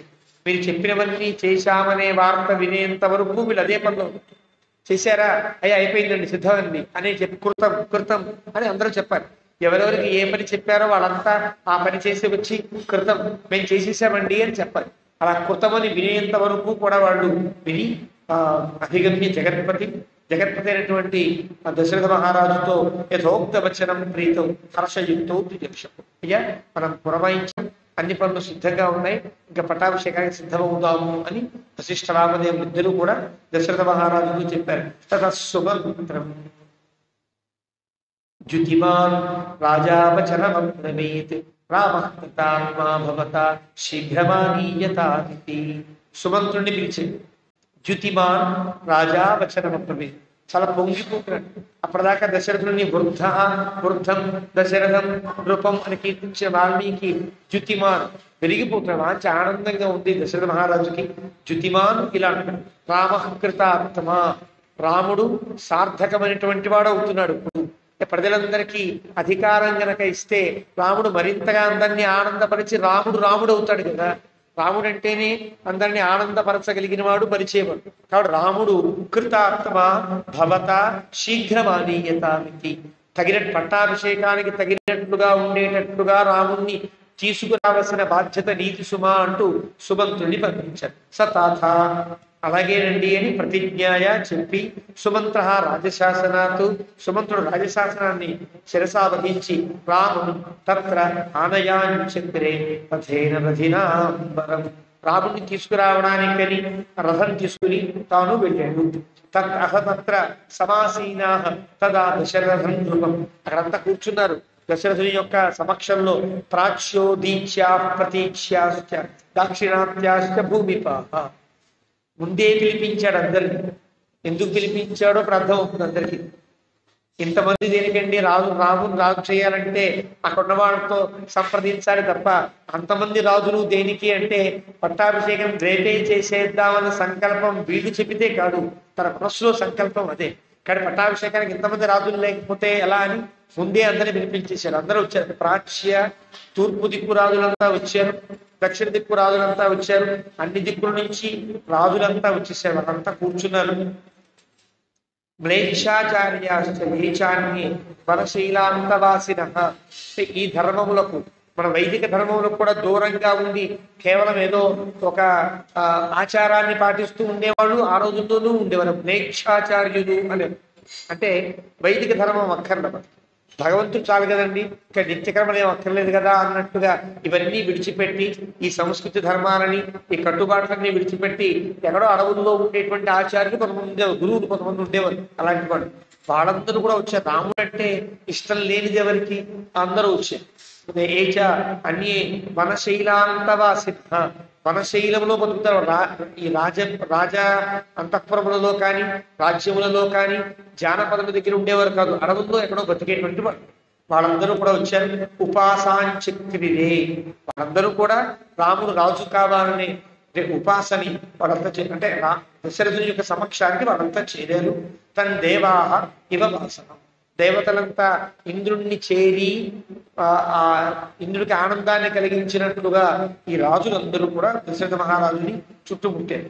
అంత చుట్టూ కూర్చున్నారు. చుట్టుముట్టారంటే అర్థం తేషాహం మధ్యే స రాజర్షి మరుతామివ వాసవ ప్రసాదస్థో రథగతం దదర్శ ఆయాంతమాత్మ. వీళ్ళంతా ఇలాగా దశరథుడితో మాట్లాడదామని కూర్చున్నారు సభలో, కానీ దశరథుడు మాత్రం మత్తవారణాన్ని ఎక్కి కూర్చున్నాడు. అంటే మత్తవారణం అంటే బిల్డింగ్ పైన టాప్ అంటారు. ఇప్పుడు ఎలాగైతే అంతస్తులు ఉన్నాయో అప్పుడు మత్తవారణములు అని, ఆ మత్తవారణం మీద కూర్చుని రాముడు వస్తున్నాడా లేదా చూస్తున్నాడు. ఎప్పుడెప్పుడు రాముడు వస్తాడు. దదర్శ ఆయాంతమాత్మజం, రాముడు బయలుదేరాడు. అక్కడ దూరంగా రథం కనిపిస్తుంది. ఆ రథాన్ని చూస్తూ దశరథుడు ఆనందపడుతున్నాడు. గంధర్వరాజ ప్రతిమం ప్రాసాదస్థ రథగతం రామం ఆత్మజం దదర్శ, ఆ వస్తున్న రాముణ్ణి చూస్తున్నాడు. గంధర్వరాజ ప్రతిమం లోకే విఖ్యాత పౌరుషం దీర్ఘబాహు మహాసత్వం మత్తమాతంగగామినం చంద్రకాంతానం రామం అతీవ ప్రియ దర్శనం రూప ఔదార్య గుణై పుంసాం దృష్టి చిత్తాపహారిణం ఘర్మాభిదప్తా పర్జన్యం శ్రాదయంత వివప్రజా నతతర్ప సమాయాంతం పశ్యమానో నరాధ. ఇక్కడ దాకా రాముడిని చూస్తూనే ఉన్నాడు దశరథుడు.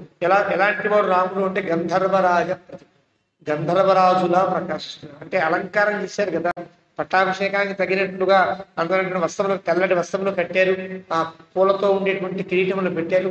అలా అందంగా గంధర్వరాజులా ప్రకాశించేవాడు. విఖ్యాత పౌరుషం, తనకుండే పౌరుషం అంటే సత్వము. మనిషిగా పుట్టి ఇంతమంది చేత ఆనందపడి ఇంత గొప్పవాడండి, మా అందరిలో ఉత్తముడు ఈయన అని కీర్తించబడేంత గొప్ప పురుషత్వం కలిగిన వాడు కదా. అలాంటి రాముడు దీర్ఘబాహుడు, చాలా పొడవాటి చేతులు కలిగిన అజానుబాహు సుచిరాహ అని కదా. సుశిరాహ అంటే జానుముల పర్యంతం వ్రేలాడేటువంటి పెద్ద బాహువులు కలిగిన, పెద్ద పరిఘల వలె ఉన్నాయి అంటాడు భోజరాజు చెంపు రామాయణంలో. అద్భుతమైనటువంటి లోకం మొత్తాన్ని రక్షించడానికి వీలుగా ఉండే పెద్ద పెద్ద పరిఘల్లాంటి చేతు కలిగిన వాడు రాముడు అని అంటారు. అలాంటి దీర్ఘబాహుడు, మహాశత్రుడు, చాలా గొప్ప ఔదార్యం ఉదాత్తత కలిగిన వాడు. మత్తమాతంగా గాను గంభీరంగా నడక, ఆ రాముని యొక్క నడకే చాలా మత్తమాతంగా కాదు.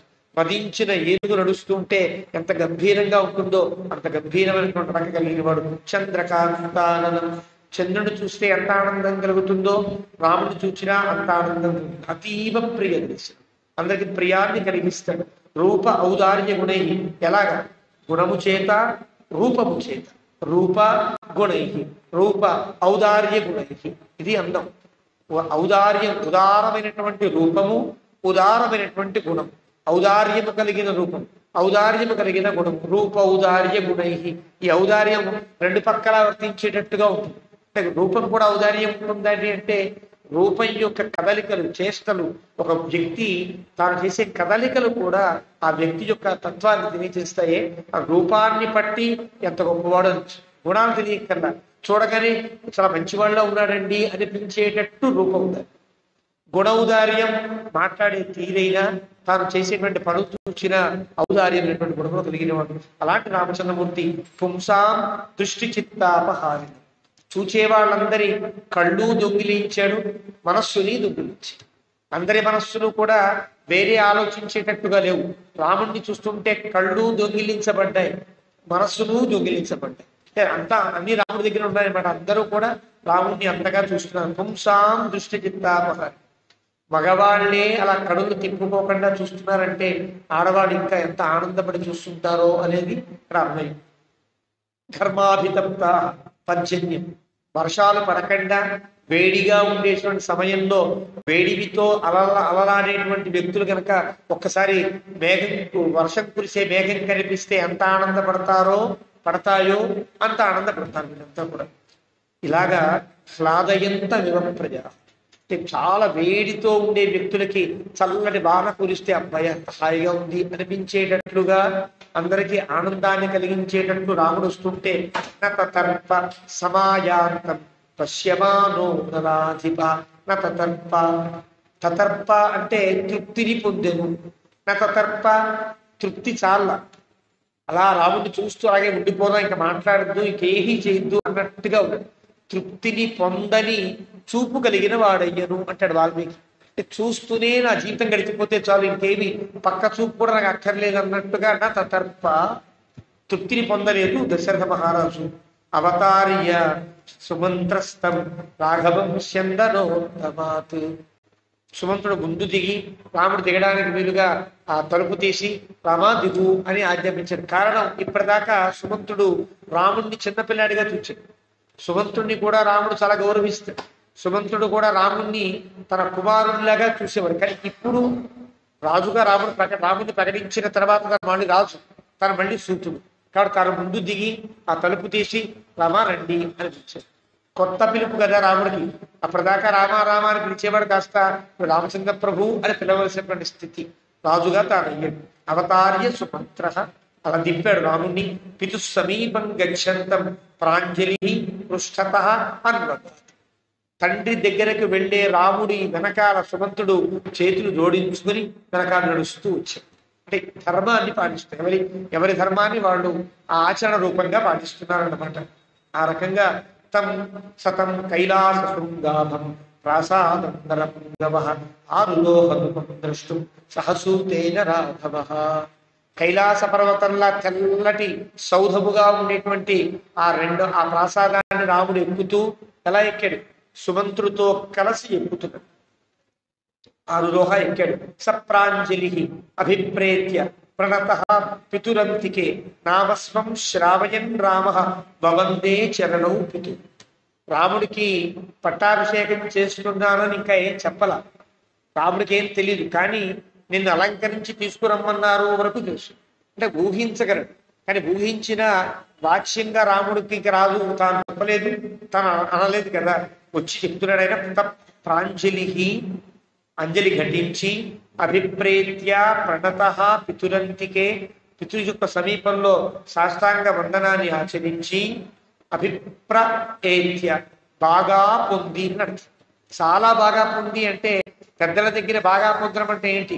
సాష్టాంగం నమస్కరించి నామస్వం శ్రావయన్ ప్రవర చెప్పి నామాన్ని చెప్పినట్టుగా ప్రవర చెప్పి రామ భవందే చరణౌ పితు తండ్రి గారి పాదాలకు నమస్కరించారు. తన్ దృష్ట్వా ప్రణతం పార్శ్వే కృతాంజలి పుటం నృప గృహ్య అంజలౌ సమాకృష్య సస్వదే ప్రియమా. ఇలాగ పలికి తన ప్రవర చెప్పి పక్కన అంజలిబద్ధుడై ఉంచున్న రాముణ్ణి ఇంకా ఆగలేక తన అంజలితో పట్టుకుని దగ్గరికి లాక్కుని గట్టిగా కౌగిలించుకున్నాడు దశరథుడు ఆనందంతో. తస్మై చ అభ్యుదితం దివ్యం మణికాంచన భూషితం విదేశ రాజా రుచిరం రామాయ పరమాసనం.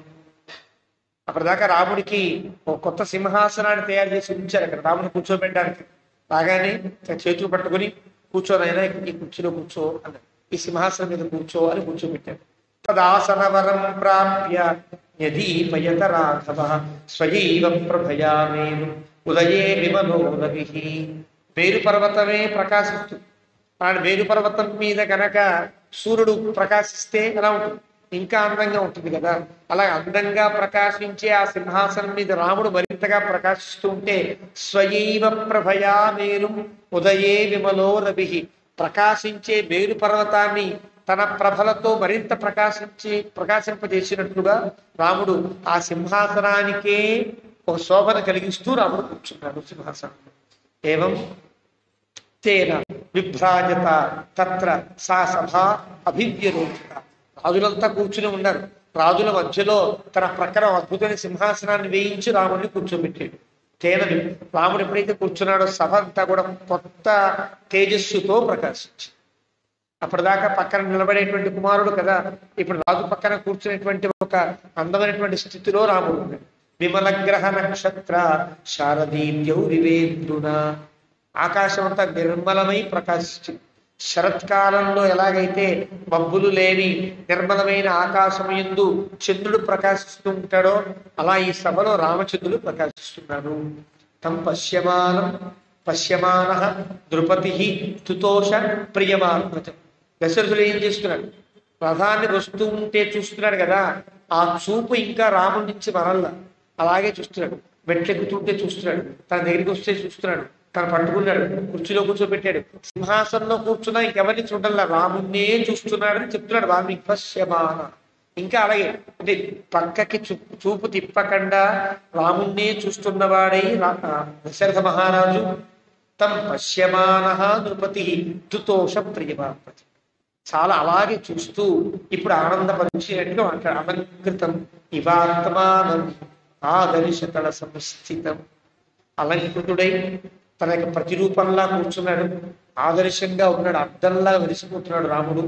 సతం సస్మితమాభాష్య, చాలా ఆనందంగా నవ్వుతూ ఇలా మాట్లాడుతున్నాడు. పుత్రం పుత్రవతాంబర ఉవాచేదంబచో రాజ దేవేంద్ర వివకాశ్యప. నవ్వుతూ రాముడితో ఇలా మాట్లాడుతున్నాడు. కశ్యప ప్రజాపతి ఎలాగైతే దేవేంద్రుడికి పట్టాభిషేకం చేసేటప్పుడు ఆయన దేవేంద్ర జాగ్రత్తగా పరిపాలించాలి అంటూ ప్రియంగా మాట్లాడాడో ఆ రకంగా దశరథుడు రాముడిని కూర్చోబెట్టి జ్యేష్ఠాయామసి మే పత్న్యాం సదృశ్యాం సదృశశ్రుత ఉత్పన్నస్తం గుణశ్రేష్ఠ మమ రామాత్మజ ప్రియ. రామ, ఇప్పుడు రాముడికి చెప్తున్నాడు దశరథ మహారాజు, ఇలా చెప్పచ్చా అంటే రాజధర్మాన్ని మనం గమనిస్తే అర్థం. నేను మహారాజుని, నా పట్టమహిషి అయినటువంటి కౌసల్య, ఆ కౌసల్య గర్భంలో అవతరించిన వారిని నీవు అంటే రాముడికి మళ్ళీ సందేహం కలగకూడదు. నాన్న నేను కాదు నాన్న, మా తమ్ముడిని కూర్చోబెట్టండి అనడానికి అవకాశం ఉండకూడదు కదా. అలా మన జ్యేష్ఠాయా పట్టమహిషి ఎందు నువ్వు పుట్టావు రామా, పెద్ద కుమారుడిగా పుట్టావు. సదృశ్య తగినటువంటి భార్య ఎందు తగినటువంటి కుమారుడివై నువ్వు అవతరించావు, పుట్టావు కదా. గుణశ్రేష్ఠ అన్ని రాజుకు ఉండవలసిన అన్ని గుణములలో శ్రేష్ఠుడవై ఉన్నావు కాబట్టి నీవే రాజువి. మళ్ళీ రాముడు మళ్ళీ తిరస్కరించాక అబ్బాయి ఉంచునన్నా అంటానికి అవకాశం లేదు. పట్టమహిషి కుమారుడివి, నాకు పెద్ద భార్య ఆవిడ, ఆయన పెద్ద కుమారుడివి నీవు, గుణశ్రేష్ఠుడివి, ప్రజల చేత ఆమోదించబడిన వాడివి, కూర్చో సింహాసనంలో. అది దశరథుని యొక్క మాట తీరు. ఉత్పన్నస్వం ఆత్మజ ప్రియ యత, ఎందువల్ల తెలుసునా, త్వయా ప్రజా చ ఇమా స్వగుణై అనురంచితా. నేను కూర్చోబెట్టడం కాదయ్యా, ప్రజలంతా నీ యొక్క ప్రవర్తన వల్ల నీ యొక్క గుణముల వల్ల చాలా ఆనందపడిపోతున్నారయ్యా నువ్వు రాజు కావాలని. అందువల్ల నువ్వు మళ్ళీ కాదనడానికి వీలు లేని స్థితి ఇది కాబట్టి కూర్చో. ఉత్పన్న యత త్వయ తస్మాత్వం పుష్యయోగేన యవ్వరాజ్యమవాప్ని. కాబట్టి ఈ పుష్యయోగం ప్రారంభమైంది, పుష్యమీ నక్షత్రం కూడి వస్తోంది, నువ్వు యవరాజ్యాన్ని స్వీకరించవలెను అని చెప్పాడు. కామతస్త్వం ప్రకృత్యైవ వినీతో గుణవానసి గుణవత్యపి తు స్నేహాతు పుత్రవక్ష్యామి తే హితం.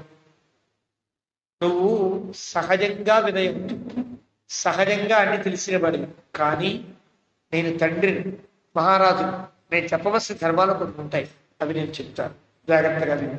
కామతః త్వం ప్రకృత్యైవ, ప్రకృత్యా కామతః ఏవ వినీతో గుణవాసి. ప్రకృత్యా కామతః రెండు విశేషాలు. సహజముగా నీవు గుణవంతుడి, కామతః అలాగే ఉండాలి అనుకునే. మనుషుల్లో రెండు రకాల వారు ఉంటారు.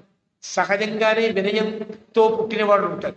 వినయాన్ని నేర్చుకుందాం, వినయంగా ఉందాం, నాకుండే ప్రవర్తన కరెక్ట్ కాదు, ఇలా ఉండకూడదు, వినయాన్ని అలవర్చుకోవాలి అనుకునే వాళ్ళు ఉంటారు కదా.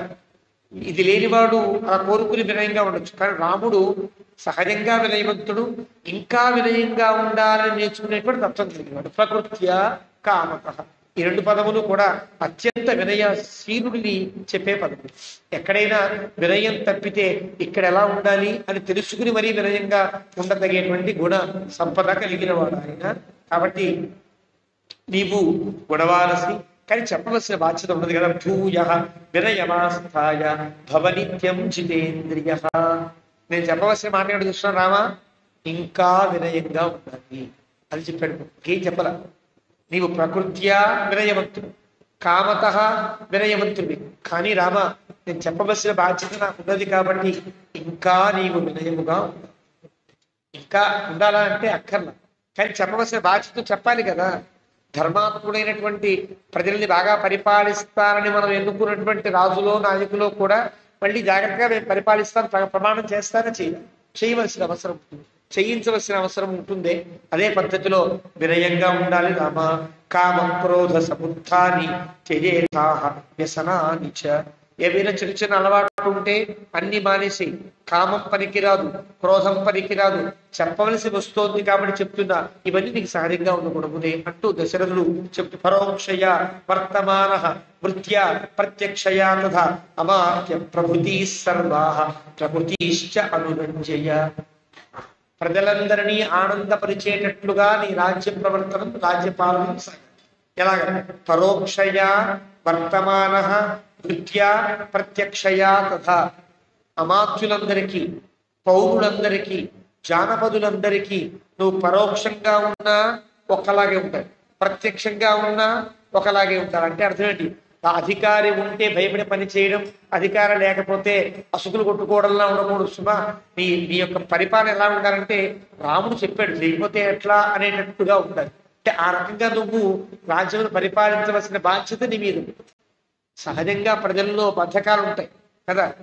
రాముడు ఇక్కడ లేడు కదండి, మనం ఏ పని చేస్తే రాముడికి ఏం తెలుస్తుంది కనుక అనుకునేటట్టుగా వాడు ఉండకూడదంటే ఎలా ఉండాలి?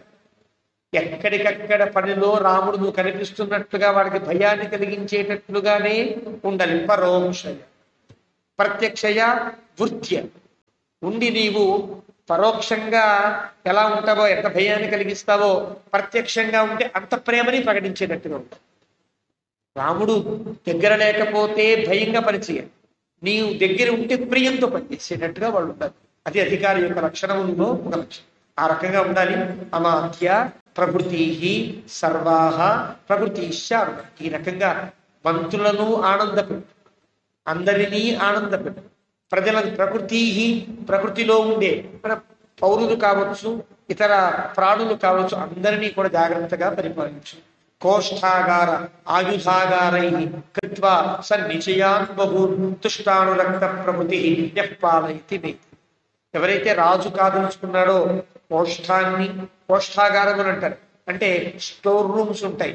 ప్రజలందరికైనా ఇబ్బంది వస్తే, ఏ ఇబ్బందిలో పంటలు పండకపోయినా మళ్ళీ అందరికీ పంటలు పండేంత వరకు ధాన్యాన్ని ఇవ్వగలిగేటట్లుగా ఒక స్థితిని. ఎప్పుడైనా ఒక్కోసారి ప్రకృతి ఉపద్రవాల వల్ల కొన్ని ఇబ్బందులు వస్తాయి. ఆవిడ ప్రజలందరికీ అన్నం పెట్టగలిగే స్థితిలోని కోష్ఠాగారాలు ఎప్పుడు కూడా నిండి ఉంటాయి. ఆయుధాగారములు అలాగే ఉంటాయి. చెప్పా పెట్టకుండా యుద్ధానికి ఎవరుంటే నీ మీద దండ ఎత్తినా కూడా జాగ్రత్త అనేటట్టుగా సిద్ధపడేటట్టుగా ఆయుధములన్నీ ఉండాలి. ఇప్పటిదాకా మనకి దేశానికి ఆయుధములు తగ్గి ఉంటే, మన మోడీ గారు వచ్చిన తర్వాత ఆయుధాగారములన్నీ కూడా ఇన్ని దేశంలో ఒక్కసారి మీద పడ్డా కూడా ఎలాంటి ఇబ్బంది లేని రీతిలో ఆయుధాగారం సిద్ధపరిచినటువంటి ఒక గొప్ప ఒక పాలన మనకి సాగుతుంది. ఇంతకు ముందు ఒకలా ఉంది, ఇప్పుడు ఉండే పరిపాలన అంత బాగా ఏది ఎక్కడెక్కడ అవసరమో అక్కడక్కడ అన్ని కూడా మౌలికములన్నీ కూడా సిద్ధపరుచుకుంటూ, మౌలికములను జాగ్రత్తగా పెట్టుకుంటూ తన పరిపాలన మీద పునాది కట్టుకుంటూ వచ్చేటువంటి పరిపాలన ఎలా ఉంటుంది అంటే, పునాది కట్టేటప్పుడు ఏదండి, బిల్డింగ్ ఏదండి, తలుపు ఏదండి, కుర్చీ ఏదండి, రంగులేవండి అన్నవాడు ఎంత మూర్ఖుడో, పునాదిని సిద్ధపరుస్తున్నప్పుడు, పునాది జాగ్రత్తగా గట్టిపరుస్తున్నప్పుడు నాకు అవి ఇవ్వలేదండి మంత్రి గారు, ఇవి ఇవ్వలేదండి అన్నవాళ్ళు కూడా అంత మూర్ఖంగానే ఉంటారు కదా. కాబట్టి ఏది అవసరమో దానిని ఎప్పుడెప్పుడు దాన్ని సిద్ధపరచాలో అది ప్రకృతి పాలకుడు తెలియాలి. ఆ రకంగా ఇవన్నీ కూడా సన్నిచయాన్ బహు, సన్నిచయములు ఇవన్నీ కూడా భవిష్యత్తును దృష్టిలో ఉంచుకొని దగ్గరకు చేర్చవలసిన అంశములన్నీ జాగ్రత్త చూసుకో. తుష్టానురక్త ప్రకృతి, నీ యందు తుష్టులై ఉండాలి, అనురక్తులై ఉండాలి. తుష్ట అంటే మంచి మంచి జీతాలు ఇస్తే తుష్టులై ఉంటారు. అనురక్తులంటే నువ్వు పనిచి జీతం ఇస్తున్నా కదా పని చెయ్యి అంటే నీ మీద అనురక్తి ఉండదు. జీతం ఇవ్వడమే అనురక్తిగా నువ్వు వాడితో మాట్లాడే తీరు వల్ల కూడా తుష్టానురక్తులై ప్రజలంతా నీతో ఉండేటట్టుగా జాగ్రత్తగా పరిపాలించు. తస్య నందంతి మిత్రాన్ని, అలా గనక ఉంటే నీ మిత్రులంతా ఆనందిస్తారయ్యా. లబ్ధ్వా అమృతం ఇవ అమరాహ, అమృతాన్ని పొందిన దేవతలంతా ఎలా ఆనందించారో నిన్ను పొందిన ప్రజలంతా అంత ఆనందించాలి. తస్మాతు, అందువల్ల త్వమపి నీవు కూడా ఆత్మానం నియమ్య ఏవం సమాచార, నిన్ను నీవు జాగ్రత్తగా నిగ్రహించుకుంటూ ఎప్పటికప్పుడు కామాన్ని, క్రోధాన్ని, ఇంద్రియ లోలుపత్వాన్ని నిగ్రహించుకుంటూ జాగ్రత్తగా ఏవం సమాచారం, నేను చెప్పినట్లుగా ప్రవర్తించు అని చెప్పాడు. ఇలా చెప్పినందుకు కష్టం కలుగుతుందా? రాముడికి కలగడానికి వీల్లేకుండా ముందు చెప్పాడు.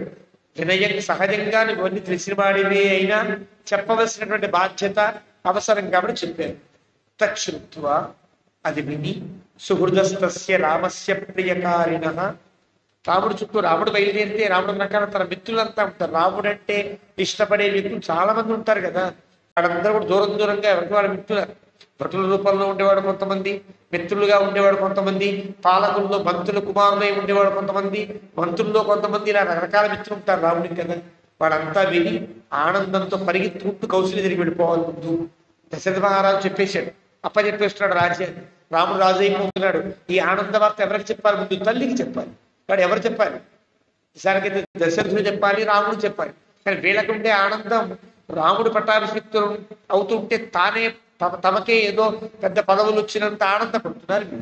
వెళ్ళు గబగబా వెళ్ళి త్వరిత శీఘ్రమభ్యేత్య కౌశల్యాయ, వీళ్ళంతా కూడా కౌశల్య సన్నిధానానికి వెళ్ళి చెప్పడానికి వాళ్ళంతా వెళ్ళారు. సా హిరణ్యంచ దుర్గాశ్చైవ రత్నాని వివిధాని చ వ్యాధిదేశ ప్రియాఖ్యేభ్య కౌసల్యా ప్రముదోత్తమ.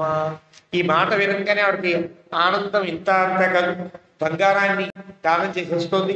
ఆవుల్ని దానం చేసి ఆవుల్ని మీరు తీసుకెళ్ళిపోండిరా, ఈ బంగారం తీసుకెళ్ళిపోరా. ఆనందం ఆనందం గొప్ప ఆనందం కలిగితే వ్యక్తి ఏమి చెయ్యాలి అంటే దానం చెయ్యాలి. గొప్ప ఆనందానికి ప్రతీక ఏది? దానము చెయ్యి. చాలా గొప్ప ఆనందం కలిగితే దానము చెయ్యగలిగితే ఆనందం పరాకాష్ట. అందుకే మన పూర్వకాలంలో రాజుగారు మీకు అబ్బాయి పుట్టాడు అంటే ఇగో ఈ నగ తీసుకో, ఈ ఆభరణం తీసుకొని ఇచ్చేవారంటే అర్థం ఏమిటి? ఆనందపు వార్త చెప్పిన వారికి ఆనందం కలిగినప్పుడు చేయవలసిన పని ఆ దానము చేయుతారు. ఆనందము యొక్క పరాకాష్ఠ దానము అని శాస్త్రం చెప్తుంది. శుక్రనీతిలో ఆనందము యొక్క పరాకాష్ఠ ఏది? ఒక్కోదానికి ఒక పరాకాష్ఠ ఉంటుంది. దుఃఖానికి పరాకాష్ఠ ఏది? భోరున ఏడవడం కదా. దుఃఖానికి పరాకాష్ఠ లోపల దిగమింగుకుని దాచుకోవడం కాదు, భోరున ఏడవడం. ఏడి చేస్తే దుఃఖానికి అది పరాకాష్ఠ. మన ఆనందానికి పరాకాష్ఠ ఇది దానము చేయటం. ఎవరికన్నా ఆనందం కలిగించుట, తన ఆనందాన్ని పంచుట.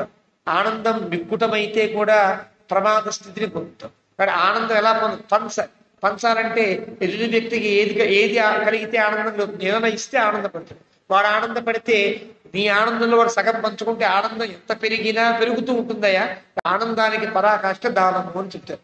ఎప్పుడైతే ఆనంద వార్త విందో కౌసల్య గౌరవ హిరణ్యాన్ని, ఆవులను, రత్నాలను రకరకాలుగా దానం చేయడం ప్రారంభించింది. అథ అభివాద్య రాజానం ప్రథమారుహ్య రాఘవ యయోస్వం జ్యుతిమద్వేష్మ జనౌహై ప్రతిపూజిత. మారు మాట్లాడాడు రాముడు. మళ్ళీ నమస్కరించాడు, అందరి దగ్గర అనుమతి తీసుకున్నాడు. మళ్ళీ రథాన్ని ఎక్కాడు. మళ్ళీ తన ఇంటికి బయట తన యొక్క అంతఃపురానికి బయలుదేరాడు. జనౌహై ప్రతిపూజిత. ఇప్పుడు జనులంతా కూడా రాముడు రాజు అయిపోయాడు. ప్రకటన చాలు కదా, మరి పట్టాభిషేకం ఇవన్నీ కూడా లాంఛనాలు వైదికంగా జరిగేవి. రాజు ప్రకటించేశాడు, రాముడికి అప్పచెప్పేశాడు రాజ్యాన్ని. కాబట్టి వస్తుంటే ప్రతివాడు ఆనందంగా రాముడికి జై జై జయధ్వానాలు పలుకుతున్నారు, రాముడిని పలకరిస్తున్నారు. అందరినీ రాముడు అలా పలకరించుకుంటూ జాగ్రత్తగా వెళుతున్నారు. తౌ తే చాపి పౌరాః నృపతేర్భజస్తతు శ్రుత్వా తదా వివేష్టమాసు నరేంద్రమామంత్రిజాని గత్వా దేవాం సమానర్చు అతి ప్రహృష్టాః. రాముడు తన వేశ్మకు వెళ్ళిపోయాడు, తన ఇంటికి, తన ఉండేటువంటి గదులకు తాను వెళ్ళిపోతే వీళ్ళంతా ఏం చేస్తున్నారు? నరేంద్రుణ్ణి, దశరథ మహారాజుని అమ్మయ్య మంచి పని చేశాడయ్యా అనుకుని వీళ్ళంతా గబగబా ఇళ్ళకి వెళ్ళి చేసిన పని ఏమిటి అంటే దేవాన్ సమానర్చు అతి ప్రహృష్ట. ఇంటి గబగబా మన ఇంట్లో కూర్చుని దీపారాధన చేసి అమ్మయ్య ఇన్నాళ్ళు ప్రార్థన చేస్తే ఎంతవరకు ఇచ్చావయ్యా అంటూ ఎవరికి వారు తమ తమ ఇళ్లలో ఉండే దేవుడి దగ్గర కూర్చుని ఆనందంగా అర్చన చేయడం ప్రారంభించారు. ఇది కదా రాముడు రాజు అయితే వీళ్ళకేమిటి ఆనందం అంటే రాముడు లాంటి రాజు కావాలి కదా కోరుకున్నారు వీళ్ళు.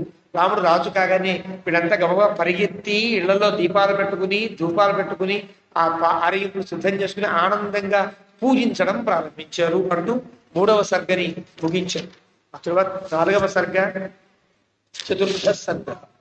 గతేష్వధ నృపో భూయః పౌరేషు సహమంత్రిభిః. వీళ్ళంతా వెళ్ళిపోయారు. గతేషు పౌరులంతా వెళ్ళిపోయిన తర్వాత రాజుగారు మళ్ళీ ఆ మంత్రులతో జాగ్రత్తగా మళ్ళీ కూర్చుని, అందరూ ఉండగా కొన్ని మాట్లాడకూడదు, అందరూ ఉండగా మాట్లాడవలసినవి కొన్ని ఉంటాయి. అవి చెప్పేశాడు దశరథ మహారాజు. ఇప్పుడు మంత్రులతో మాత్రమే చర్చించవలసిన అంశములు కొన్ని ఉంటాయి. వాళ్ళంతా వెళ్ళిన తర్వాత మంత్రయిత్వా తతశ్చక్రే నిశ్చయజ్ఞః స నిశ్చయం. మళ్ళీ ఏదో మార్పు ఉంటుందేమో అనుకోవడానికి వీల్లేదు. నిశ్చయజ్ఞ, రాముడు యువరాజు కావలసిందే అనే దాని మీద నిశ్చయముగా తానున్నాడు. నిశ్చయజ్ఞ స నిశ్చయం, తన యొక్క నిశ్చయాన్ని మళ్ళీ చెప్తున్నాడు. రాముడు వెళ్ళిపోయిన తర్వాత మళ్ళీ ఏమైనా మార్పు చేస్తాడా అనుకునే మంత్రులందరికీ కూడా ఏమీ మార్పు లేదు, రేపే పట్టాభిషేకం రాముడికి అని వాళ్ళందరితో చర్చించి ఆ రకంగా శ్వ ఏవ పుష్యో భవిత, రేపే పుష్యమీ యోగం ఉన్నది. శ్వ అభిషేక్యస్తు మే సుతః, గబగబా రేపటికల్లా ఇవాళ ఈ వైదిక కర్మలన్నీ పూర్తి చేసేయండి, రేపు రాముడికి పట్టాభిషేకం చేసేయండి. రామో రాజీవతామ్రాక్ష యౌవరాజ్య ఇది ప్రభు. రాముడు రాజీవతామ్రాక్షుడు, పద్మము వంటి ఎర్రని నేత్రములు కలిగినటువంటి విశాలమైనటువంటి నేత్రములు కలిగిన వాడైన యౌవరాజ్య ఇది ప్రభువు, అతను యౌవరాజు కావదగిన వాడు ప్రకటించాడు. అథ అంతర్గృహం ఆవిశ్య రాజా దశరథస్తదా సూతమామంత్రయామాస రామం పునరిహాయ. అందరినీ చెప్పేశాడు, వాళ్ళంతా వెళ్ళిపోయారు. మళ్ళీ తన యొక్క అంతఃపురంలో వెళ్ళి సుమంతుడిని నువ్వు మాత్రం లోపలికి రా అని సుమంతుడు లోపలికి వెళ్ళాడు. మళ్ళీ రాముడు తీసుకురా, రామం పునః ఇహ అనయ. రాముడు వెళ్ళిపోయాడు కదా, మళ్ళీ రాముడిని ఒక్కడిని విడిగా తీసుకురా అని ప్రతిగృహ్య సతద్వాక్యం సూత పునరుపాయయౌ. ప్లావస్య భవనం శీఘ్రం రామమానయి పునః ద్వాస్తైరావేదితం తస్య రామాయాగమనం పునః శుత్వైవ చాపి రామస్తః తం రామః తం ప్రాప్తం శంకాన్వితో భవతు. సరే మళ్ళీ వెంటనే తీసుకురాని పంపించేటప్పటికీ సుమంతుడు గబగబా సిద్ధమై సూత ఆమంత్రయామాస రామం పునరిహానయ ప్రతిగృహ్య సతద్వాక్యం. దశరథ మహారాజు యొక్క ఆజ్ఞను గ్రహించిన వాడై సూత పునః ఉపాయం మళ్ళీ బయలుదేరి రాముని యొక్క భవనానికి చేరాడు.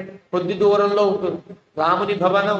దశరథ మహారాజుకి చాలా దగ్గరగా ఉంటుంది, తక్కినవన్నీ దూరం దూరంగా ఉంటాయి. అంటే ప్రియతమాన్ని పట్టి కదా దగ్గరగానే రాముడు నాడు మళ్ళీ తీసుకురాను. ఇది గబగబా బయలుదేరి రాముని యొక్క భవనానికి వెళ్ళాడు.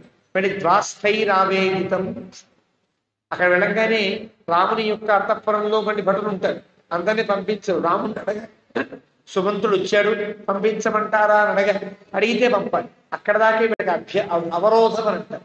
అవరోధం అంటే అంతఃపురము అని అంటారు, అవరోధం అంటే అడ్డు అని అంటారు. అక్కడ దాకానే వెళ్ళగలరు. మళ్ళీ అక్కడ పర్మిషన్ తీసుకుంటే తప్ప లోపల గమనించారంటే అక్కడ వెళ్ళి చెప్పాలి, సుమంతుడు వచ్చానని చెప్పాలి. చెప్పితే రమ్మని పంపించమని రాముడు అనాలి. అలా వచ్చి వీడు వెళ్ళి ద్వాస్థై ఆవేదితం వాళ్ళు చెప్పారు. రాముడు విని మళ్ళీ వచ్చాడేంటి, ఏమైంది అని ఈ ఆనందంలో తండ్రికైనా ఇబ్బంది కలగచ్చు కదా. శంకాన్విత, శంకాన్విత అంటే మళ్ళీ కాదంటాడా పట్టాభిషేకం, అయ్యో ఇప్పుడే కదా ప్రకటించాడు నువ్వు వద్దు అంటాడా అనే శంక కాదు. శంక ఇంత తను చూస్తే ఇందాక చూస్తే తననే చూస్తున్నాడు తప్ప వేరే ఆలోచనలో లేడు దశరథుడు. ఈ ఆనందం తట్టుకోలేక దశరథ మహారాజుకి ఏదైనా కావచ్చు కదా, ఇబ్బంది కలగవచ్చు కదా. శంకాన్విత, రాముడి మనసు ఏమైంది రామగారికి ఏమన్నా అయిందా అన్నట్టుగా ఆయన శంకాన్విత. ప్రవేశ్య చైనం త్వరితం రామో వచనం. మళ్ళీ గవగాలు సుమంతుడిని ప్రవేశపెట్టి అడుగుతున్నాడు, యదాగమన కృత్యంతే భూయస్తద్బ్రూహి అశేషత. ఎందుకు వచ్చావు, ఏం పని అని అడిగాడు రాముడు. ఆతృతగా అడిగాడు. అడిగిన పదములలో ఉండేటువంటి సొంపది. యదాగమన కృత్యం, ఎందుకు వచ్చావయ్యా, భూయ తద్బ్రూహి, అది వెంటనే చెప్పు అని అడిగాడు. తమువాచ తతస్సూత, సూతుడు పలుకుతున్నాడు, రాజాత్వాన్ ద్రష్టుమిచ్చతి, రాజుగారు నిన్ను చూడాలనుకుంటున్నాను అని చెప్పాడు. అమ్మయ్యాను ముదులు పడి శుత్వా ప్రమాణవత్రత్వం గమనాయ ఇతరాయవా. రాముడు మహారాజు గారు చెప్పన్నారయ్యా, నిన్ను చూడాలనుకుంటున్నాడు, వెళతావా వెళ్ళవా అనేది నీకు సంబంధించినటువంటి. ఇప్పుడు రానా అన్నా అనకూడదు. ఇంతకుముందు వెళ్ళి రాముడు తీసుకుని వచ్చాడు సుమంతుడు కదా, దాన్ని అనగా తీసుకున్నారు. ఇప్పుడు అలా అనడానికి వీల్లేదు. గమనాయ ఇతరాయవా త్వం ప్రమాణం, నీ యొక్క అభీష్టాన్ని బట్టి రావడమా మానడమా మీ యొక్క అంగీకారము అన్నది. చిత్తం మహారాజా అని అంటారు. ఏం ఆజ్ఞాపిస్తే ఎలా ఆజ్ఞాపయసి ప్రభువు అని అంటారు. మీరేం ఆజ్ఞాపిస్తే అలా నేను సిద్ధంగా ఉంటాను. నేను ఒక్కడే వెళ్ళిపోమంటారా, నాతో మీరు వస్తారా అని అడిగాడు. ఇది సూతవచ శ్రుత్వా రామః అథ త్వరయాన్వితః ప్రయయౌ రాజభవనం పునర్ద్రష్టుం నరేశ్వరం. అయ్యో వస్తా బయలుదేరుతున్నాను గబగబా పదండి బయలుదేరదా ఉన్నాడు. మళ్ళీ తండ్రి గారిని చూడాలనేటువంటి తహతహతో మళ్ళీ బయలుదేరాడు. సంశుత్వా సముప్రాప్తం రామం దశరథోత్తమ ప్రవేశయామాస గృహం వివక్షు ప్రియముత్తమం. రాముడు వచ్చాడని తెలిసి తనకు ఉండేటువంటి వివక్షు ప్రియం ఉత్తమం ప్రవేశయామాస, తను చెప్పదలుచుకున్నటువంటి అంశాన్ని ఇష్టపూర్వకంగా చెప్పడం కోసమని రాముడిని ప్రవేశాన్ని కలిగించమన్నాడు. రాముడు ప్రవేశించాడు. ప్రవిశన్నేవచ శ్రీమాన్ రాఘవో భవనం పితుః ప్రదర్శకటం దూరాత్ ప్రణిపత్య కృతాంజలి. దశరథ మహారాజు ఇంకా దూరంగా పెద్ద హాలు కదా, పెద్ద పెద్ద భవనాలు వాళ్ళందరివి. అక్కడెక్కడో సింహాసనం కూర్చుంటే రాముడు గుమ్మం దాకా వెళ్ళగానే దశరథ మహారాజు చూసి నమస్కారం చేస్తూనే వస్తున్నాడు. కృతాంజలి, అక్కడ దూరం నుండే నమస్కారం చేస్తూ ప్రణిపత్య ఒకసారి సాగిలపడి లేచి నమస్కార ముద్రతోనే నడవడం ప్రారంభించాడు రాముడు. ప్రణవంతం సముత్థాప్య తం పరిష్పజ్య భూమిప, తన దగ్గరికి వచ్చి మళ్ళీ సాష్టాంగ పడుతుంటే గబగబా లేపాడు దశరథ మహారాజు. పరిష్పజ్య కౌగిలించుకుని ప్రదిశ్యచాస్మై రుచిరం ఆసనం పునరబ్రవీత్, మళ్ళీ ఈ సింహాసనంలో కూర్చో రామా అని కూర్చుని, రామా రాముడా వృద్ధోస్మి, చాలా పెద్దవాడిని అయిపోయాను, దీర్ఘాయు, చాలా చాలా గొప్ప ఆయుర్దాయాన్ని పొంది ఉన్నా, 60,000 సంవత్సరముల పాటు నేను ఉన్నా కదా, భోక్త రాజ్య సుఖాలన్నీ అనుభవించా, భోగా మయేప్సితా, ఏవి పొందాలనుకున్నానో అవన్నీ పొందాను, అన్నవద్భి కర్తుశతై తథేష్టం భూమి దక్షిణై, అన్నములతో గొప్ప గొప్ప తదీయారాధనలు సాగేటట్లుగా, గొప్ప గొప్ప సమారాధనలు సాగేటట్లుగా, గొప్ప గొప్ప అన్నదానాలు సాగేటట్లుగా ఎన్నెన్నో క్రతువులు చేశాను, ఎన్నెన్నో ఇష్టములు చేశాను.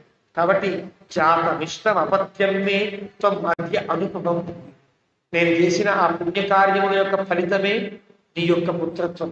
నువ్వు పుట్టావంటే నేను ఎన్నో చేశానయ్యా, అవన్నీ యొక్క వాటి ఫలితమే నీ రూపంలో నా కన్నుల ముందు ఉన్నది. జాతం ఇష్టం అపత్యమే త్వమధ్య అనుపమం భువి, నీతో సమానమైనటువంటి వ్యక్తి లేరు అని అంటే నేను ఎన్ని పుణ్యములు చేస్తే నువ్వు పుట్టావయ్యా. కాబట్టి దత్తం ఇష్టం అధీతం చ మయా చ పురుషసత్తమ, దత్తం ఎన్నో దానాలు చేశా, ఇష్టం ఎన్నో యజ్ఞాలు చేశా, అధీతం ఎన్నో శాస్త్రాలు చెప్పాను. నా జీవితం నా చరమాంకము అని చెప్పడం, నేను చేయవలసినవన్నీ దానాలు చేశా, చేయవలసిన యాగాలన్నీ చేశా, చదవలసిన ధర్మశాస్త్రాన్ని చదివేశాను.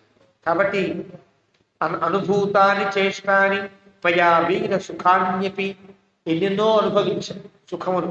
దేవర్షి పితృవిప్రాణం అనురుణ అస్మి తథా ఆత్మనః, దేవతలకు నేను రుణం లేను, పితృదేవతలకు రుణం లేను, బ్రాహ్మణోత్తములకు రుణం లేదు, ఋషులకు రుణము లేదు. కాబట్టి ఆత్మనః నాకు కూడా నేను రుణం లేనయ్యా, ఏమేమి చెయ్యాలో అన్ని చేశా. నీకు పట్టాభిషేకం చేయించాలని సంకల్పించడం ఆత్మనః రుణం కూడా తీరిపోయింది.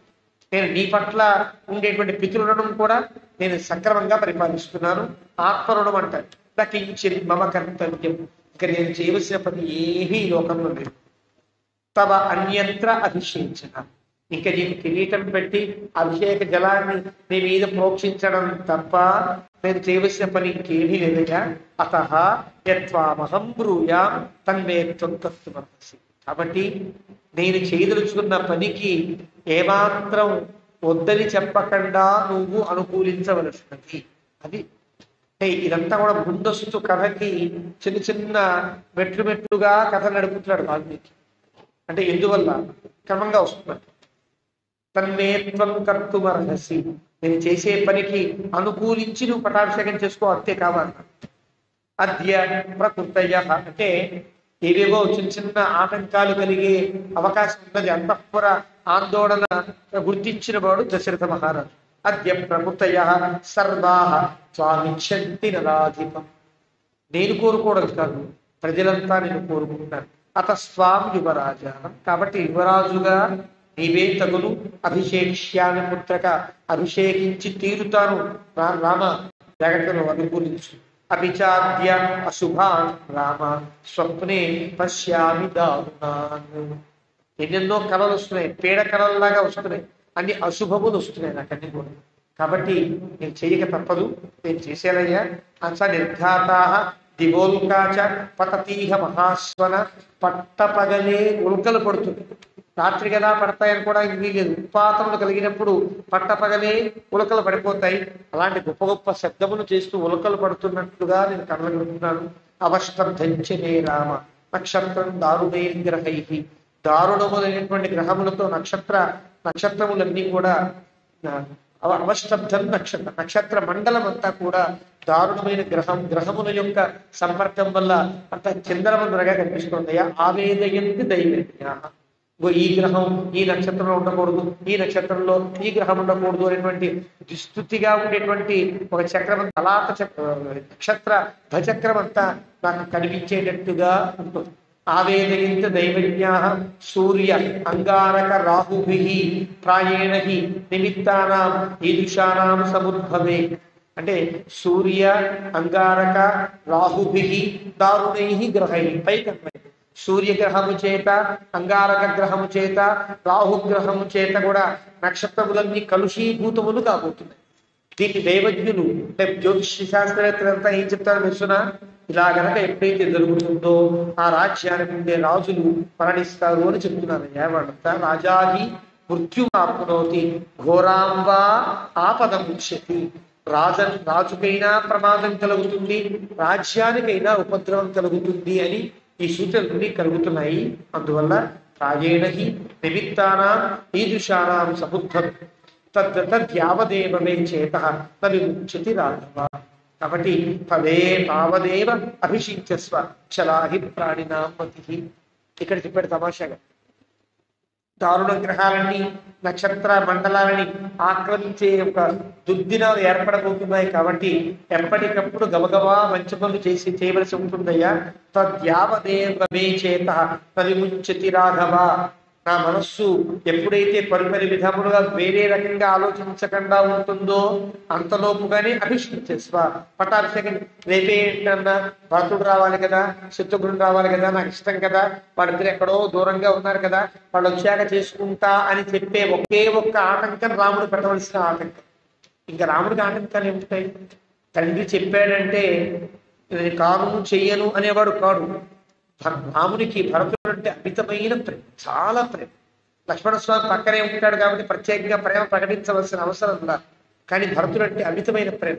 భరతుడు దగ్గర లేకుండా పట్టాభిషేకం చేసుకోవడం రాముడికి ఇష్టం ఉండకపోవచ్చని గుర్తించాడు దశరథుడు. కాబట్టి ఆటంకపరచడానికి ఒకే ఒక కారణం చెప్తాడు, భరతుడు వచ్చాక చేసుకుంటానన్నా అంటాడేమో అని. అసలు ఆ పదము రాకుండా ఆ అభిప్రాయం రాముడికి ముందే కడిగేసేటువంటి రీతిలో చెప్పేస్తున్నాడు. తావదేవ అభిషించేస్తా, మళ్ళీ మాట మార్చొద్దు, ఇప్పుడే రేపే పట్టాభిషేకం చేసేసుకో అంటాడు. రేపైనా ఒక్క వారం మా ఫ్రెండ్స్ అంతా వస్తారు, భరతుడు వస్తాడు అని చెప్పే అవకాశం కూడా ఇవ్వట్లా రాముడికి. తావదేవ అభిషించేస్తా. ఎందువల్ల తెలుసున చలాహి ప్రాణినాం మతిః. చాలా మందికి బుద్ధి చాంచల్యంగా ఉంటుంది, సహజంగా బుద్ధి చాంచల్యంగా.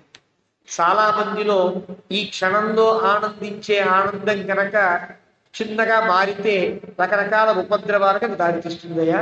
కాబట్టి అద్య చంద్ర అభ్యుపగత పుష్యాపూర్వం పునర్వసు పుష్యయోగం నియతం పక్ష్యంతే దైవ చిత్తకాః. ఇవాళ పునర్వసు నక్షత్రం నీ పుట్టినరోజు, నువ్వు పుట్టినరోజు కదా, ఇవాళ చైత్ర పునర్వసు కదా, నీ యొక్క జన్మదినం ఈ రోజున. కాబట్టి రేపు పుష్యమి నక్షత్రం పట్టాభిషేకం. స్వనక్షత్రం రోజున పట్టాభిషేకం కూడా మంచిది. సాధారణంగా నామ నక్షత్రం జన్మ నక్షత్రములు అంటారే, తన ఏ నక్షత్రంలో పుడతాడో ఆ నక్షత్రంలో కొన్ని పనులు చాలా మంచివే అవుతాయి. అభిషేకము కానీ, రాజ్యాధికారాన్ని పొందడం కానీ, భూ సంపాదన చేయడం కానీ, ఇవన్నీ కూడా నక్షత్రంలో పొందవలసినవే. కాబట్టి ఈ రోజు వాచ్యాన్ని ప్రకటించేశాను, నువ్వు రాజు అయ్యా. పునర్వసు నీ నక్షత్రం కదా. శ్వః పుష్యాత్ పూర్వం పునర్వసు, పుష్యమి కంటే ముందు నక్షత్రం. కాబట్టి వాచ్యముగా నువ్వు రాజు అయిపోయావు, నీ నక్షత్రంలో రాజు అయిపోయాడు. కానీ శ్వః అద్య చంద్ర అభ్యుపగత. ఈ రోజు చంద్రుడు పుష్యమి నక్షత్రంతో కలుస్తున్నాడు. రేపు పూర్తిగా పుష్యమి యోగం ఉంటుంది. ఇక్కడ పట్టాభిషేకానికి చాలా శుభప్రదమైనటువంటి రోజు. తతః పుష్యే అభిషించస్వ మనః త్వరయతి ఇవమా. నా మనస్సు చాలా తొందర పెడుతుందయ్యా, రేపే పట్టాభిషేకము. రాముడు మళ్ళీ భరతుడి పేరు ఎత్తకుండా అని ఆపేస్తున్నాడు, రాముడి మాటల్ని కట్ చేస్తున్నాడు, రాముడు మాట్లాడే అవకాశాన్ని ఇవ్వట్లేదు దశరథ మహారాజు. కాబట్టి స్వహ త్వాం అహం అభిషేక్ష్య. మళ్ళీ ఎన్ని మార్లు? రేపే నిన్ను నేనే అభిషేకిస్తాను, రేపే నిన్ను నేనే స్వహ త్వాం అహం అభిషేక్ష్యామి. కాబట్టి అంటే కంగారు మాట, చాలా కంగారు పడిపోతున్నాడు, ఏదేదో జరిగిపోతుందేమో కంగారు. కాబట్టి యౌవరాజ్యే పరంతప, యువరాజ్యంలో నేను ఉంచుతాను. తస్మాత్ త్వయా అద్య ప్రభృతి నిశా ఇయం నియతాత్మ. కాబట్టి రాముడు ఇప్పటి నుండే నీవు పట్టాభిషేకాన్ని యొక్క దీక్షను వహించు. 3 రోజుల పాటు చెయ్యాలి, 5 రోజులు పాంచానికంగా చెయ్యాలి, ఇవేం పెట్టుకోకు. రేపే నీకు నిర్ణయించా ఏకాంతికమే, మరి వెళ్ళంగానే దీక్ష ప్రారంభించి ఉపవాసం చేస్తావా దీక్షగా ఉంటావా నీ ఇష్టం అన్నట్టుగా పురమాయించేస్తున్నాడు ఈశా. ఈ రాత్రి మాత్రం చాలా నియమంగా ఉండాలి. సహబద్ధ్వా నీ భార్యతో కూడి ఉపవస్తవ్య ఉపవాసము చేయాలి. దర్భప్రస్తరశాలిన దర్భల మీద పడుకోవాలి, బ్రహ్మచర్యాన్ని పాటించాలి, ఉపవాసం చేయాలి, దేవాయతనంలో పూజిస్తూ ఉండాలి. ఈ రాత్రంతా మీరు దీక్షగా మీ ఇద్దరూ ఉండాలి. సుహృదశ్చ అప్రమత్తాహత్వాం రక్షంతు. ఎన్ని భయాలంటే దశరథ మహారాజుకి పాపం తనకు ఉన్నటువంటి తను చెప్పిన వాగ్దానముల వల్ల అవన్నీ కూడా గుర్తొస్తున్నాయి. సత్యవాక్ పరిపాలకుడు కదా, ప్రజల యొక్క మాట కారణం లేడు, తన అభిప్రాయాన్ని పక్కదారి పట్టించలేడు, తను ఇచ్చిన వాగ్దానాన్ని నెరవేర్చకుండా ఉండలేదు. ఇది స్థితి. దశరథ మహారాజు పెద్ద ఆందోళన స్థితిలో తాను ఉన్నాడు. కాబట్టి నీ మిత్రులంతా నేను ఎల్లప్పుడూ రక్షిస్తూ ఉండుగాక. అంటే ఇప్పటి నుండి మళ్ళీ రేపు పట్టాభిషిక్తం అయ్యేంత వరకు కూడా నీ ఫ్రెండ్స్ ఎక్కడే పంపించకు, నీ చుట్టూనే ఉంచుకో, వాడిని రక్షిస్తూ ఉండాలి, ఏమాత్రం కూడా నీకు ఆపద లేకుండా చూసుకోవాలి వాళ్ళంతా అని రాముడిని శాసిస్తున్నాడు. కాబట్టి భవంతి బహువిఘ్నాన్ని తెలిసిపోతుంది, చాలా విఘ్నములు కలిగే అవకాశములు నాకు కనిపిస్తున్నాయి. భవంతి బహువిఘ్నాన్ని కార్యాణి ఏవం విధాని, చాలా కార్యములలో విఘ్నము కలిగే అవకాశం ఉన్నాయి. విప్రోషితశ్చ భరత. ఇప్పుడు ఎవరి వల్ల ఇవన్నీ ఎంత ఆనందోళన పడుతున్నాడో, ఎవరి వల్ల ఆటంకం కలుగుతుందని దాన్ని భావిస్తున్నాడో ఆ పదాన్ని చెప్పి విప్రోషితశ్చ భరత. భరతుణ్ణి యుధాజిత్తు యొక్క రాజ్యంలోనే ఇంకా ఎందుకు ఉంచాలని చూస్తున్నా. విప్రోషిత నేనే పంపించా అన్నాడు దశరథుడు.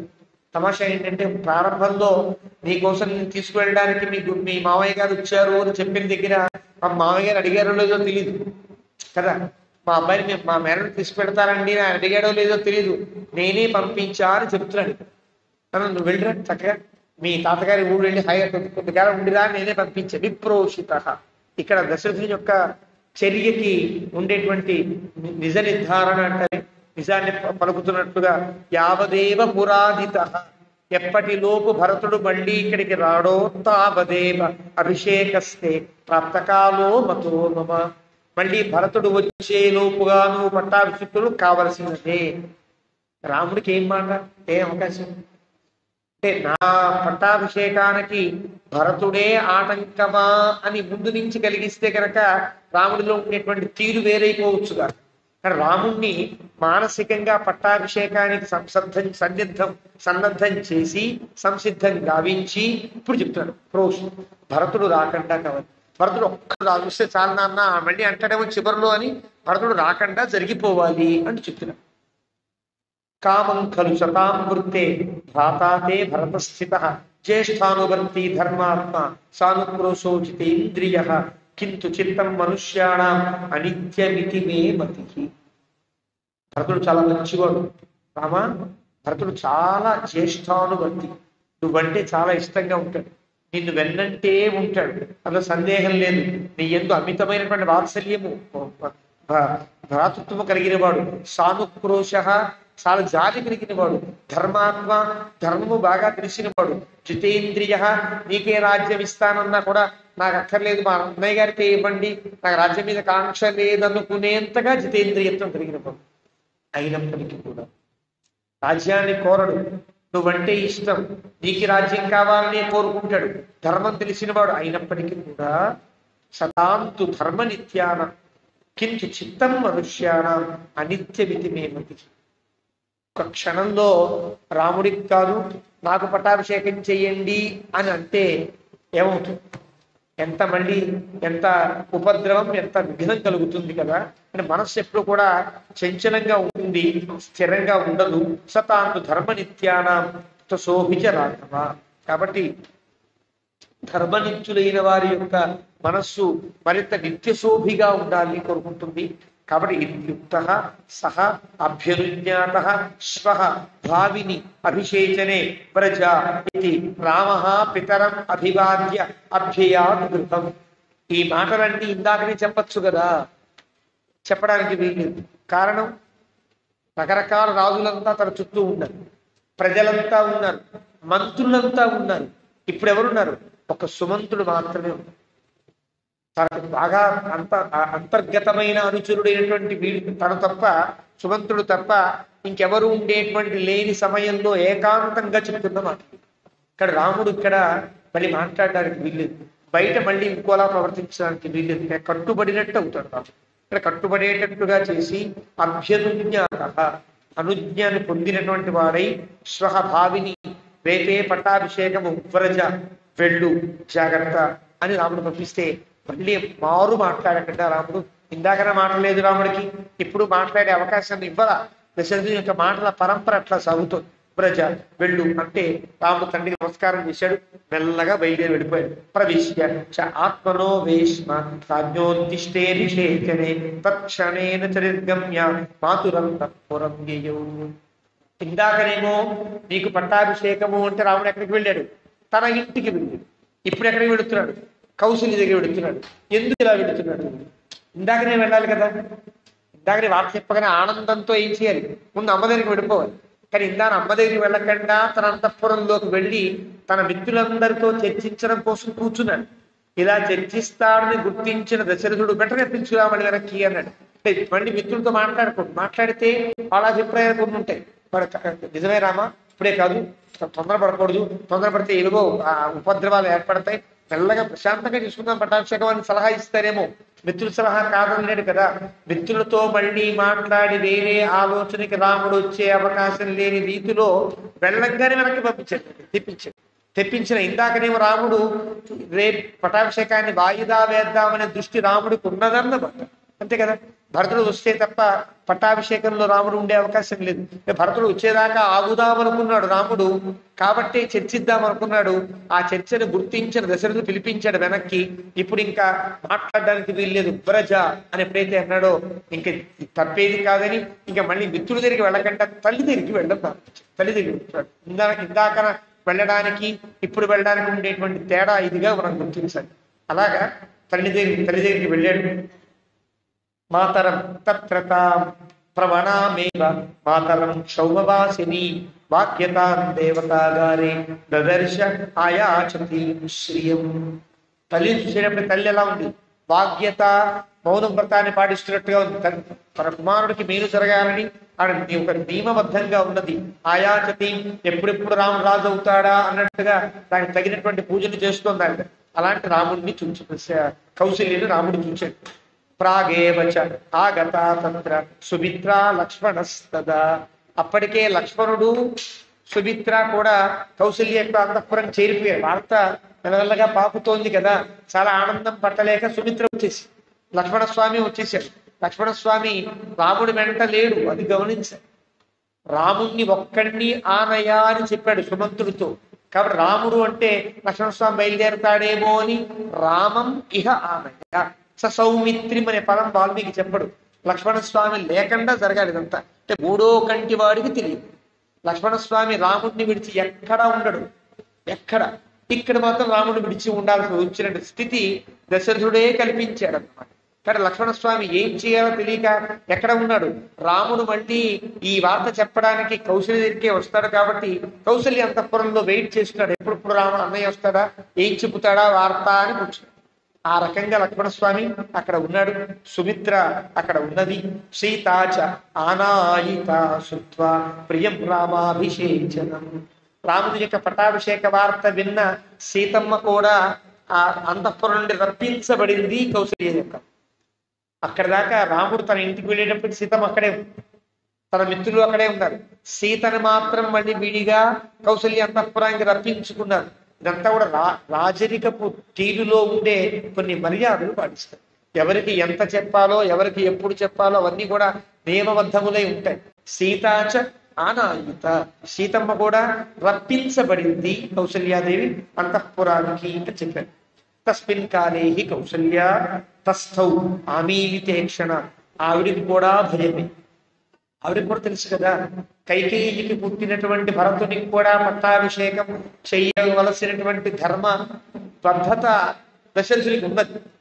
కాబట్టి దశరథుడు రాముడిని ప్రకటించేంత వరకు సందేహం. ప్రకటించాక ఆనందమే, ప్రకటించి పట్టాభిషేకం అయ్యోలోపుగా మళ్ళీ ఆనందం. ఇది ఆమీతేక్షణ.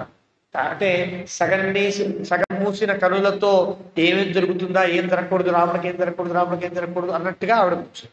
అలాంటి స్థితిలో ఆవిడ ఉన్నది. సుమిత్రయ అన్వాస్యమాన. సుమిత్ర అన్నీ తెలిసినటువంటి గంభీరమైన వ్యక్తి. ఎవరెంత బాధపడుతున్నా ఆ బాధని, ఆవిడికే బాధ కలిగినా కూడా పక్క వాళ్ళని ఓదార్చగలిగే గంభీరం. సుమిత్ర యొక్క పాత్ర చాలా గొప్పదిగా మన పెద్దల వ్యాఖ్యానంలో చెప్తారు. రాముని తత్వం తెలిసిన వాళ్ళు ఎవరు అని చెప్పేటువంటి మహిళామతులలో సుమిత్ర మొట్టమొదటి. కౌసల్య కూడా కాదు, సుమిత్ర. రాముడంటే ఎవరో బాగా తెలిసిన వాళ్ళు ఎవరయ్యా అంటే సుమిత్ర, తార, మండోదరి. ఈ ముగ్గురికి బాగా తెలుసు. అంటే అది క్రమంగా చెప్పుకుంటు. తారకి ఎలా తెలుసో, మండోదరికి ఎలా తెలుసో యుద్ధకాండ యొక్క సర్గల్లో మనకు వస్తుంది.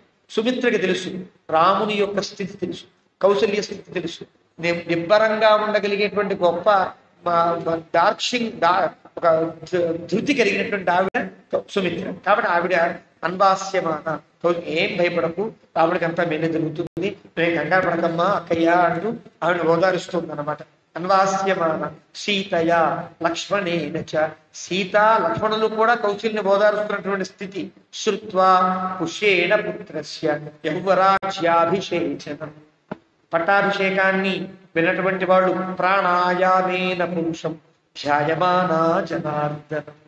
ప్రాణాలు బిగబట్టుకుని, ప్రాణాయామం చేస్తోందని కాదు అర్థం. అక్కడ ప్రాణాయామ పర అంటే అర్థం ప్రాణాలని బిగబట్టుకుని జాగ్రత్తగా ధ్యాయమానా జనార్దనం, తన నిత్యము పూజించే శ్రీమన్నారాయణమూర్తినే ధ్యానం చేస్తూ కౌసల్య ఉన్నది.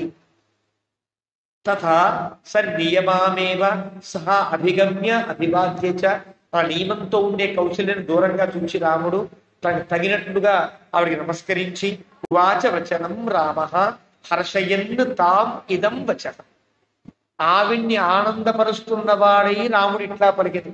తాను ఆనందంతో పలికెను కాదు, హర్షయన్ కౌసల్యాదేవికి ఆనందము కలిగిస్తూ ఇలా పలికెను. అంబా అమ్మా పిత్ర తండ్రి గారి చేత నియుక్త అస్మి, నియుక్తుడను అయినాను, ప్రజాపాలన కర్మని రాజ్యం చేయడం ఎందు. భవిత రేపే శ్వః అభిషేక మే యథా మే శాసనం పితు. పొడి మాటలన్నీ కూడా ఇష్టంగా, మానసికంగా ఇష్టంగా చెప్తున్నట్టు అనిపించవు మాటల్లో. ఇవన్నీ కూడా దశరథుడు తనకు ఎలాగైతే పొడి మాటల్లో చెప్పి పంపించాడో, ఆజ్ఞాపూర్వకంగా చెప్పాడో అవే మాటలు చెప్తున్నాడు. అంబా పిత్ర నాన్నగారి చేత నియుక్తున్నయ్యాను, యువరాజ్యంలో ఉండమని. భవిత శ్వః రేపే పట్టాభిషేకము. ఏథామే శాసనం పితు, తండ్రి గారు శాసించారు, చేయక తప్పదు అని చెప్తున్నాడు రాముడు. సీతయా అపి ఉపవస్తవ్య. నేనే కాదు, సీత కూడా ఉపవాసం చెయ్యాలట. రజనీయన్మయా సహా, నాతో పాటు మేము ఇద్దరం కూడా ఉపవాసం చెయ్యాలి. ఏవం ఋత్వికు ఉపాధ్యాయై సహ మాముక్తవాన్ పిత. రాముడు దశరథుడు రహస్యంగా చెప్పిన మాటలు. కానీ రాముడు అంటున్నాడు ఇవన్నీ కూడా దశరథ మహారాజు తండ్రి గారు అందరితో చర్చించి చెబుతారు కాబట్టి, తాను సొంతంగా చెప్పరు కాబట్టి, వాళ్ళందరి యొక్క నిమంత్రణ వల్ల తండ్రి గారు ఇలా చెప్పారు. ఉపా ముక్తవాన్ పిత ఏవం ఋత్వికు ఉపాధ్యాయై సహ. వాళ్ళంతా అక్కడ లేకపోయినప్పటికీ కూడా వాళ్ళ అభిప్రాయం ఇదే ఉంటుంది కావచ్చు. వాళ్ళు ఇలా చెప్పుకుంటారు కాబట్టి నాన్నగారు ఇలా చెప్పారు నాకు. యాన్యత్ర యోగ్యాని శ్వః భావిని అభిషేచిని. ఏవి ఎక్కడ నేను చేయవలసిన పనులు ఉంటాయో రేపటి పట్టాభిషేకం కోసం తాని మే మంగళాని అద్య వైదేహ్యాశ్చైవ కారయ. నేను సీత ఏం చెయ్యాలో అమ్మ చెప్పమ్మా, నువ్వు చెప్పినట్టుగా మేము వింటాము అని చెప్పాడు. ఏతచ్చుత్వా తు కౌసల్య. ఇదంతా విన్నా కూడా ఆడికి మనస్సులో ఏం పడ్డల్లా, ఏదో చిన్న బెంగేదో ఉంది మనస్సులో. తు అనే పదం ఆడి సందర్భాన్ని దూరం చేస్తుంది. అక్కడ దాకా ఉన్న కథని దూరం. తు అనే పదం వాడితే త్వంతాథాది నపూర్వభా అంటాడు అమరకోశికారుడు. తూ వాడింది అంటే తరువాత కథకి అన్వయం తప్ప వెనక కథకి అన్వయం కాదు. రాముడు ఏం చెప్పాడో అంతా అక్కర్ల కౌసల్యకి, ఆవిడేం చెప్పాలో చెప్పేస్తుంటారు. ఏతచ్చుత్వా తు కౌసల్య చిరకాలాభికాంక్షితం.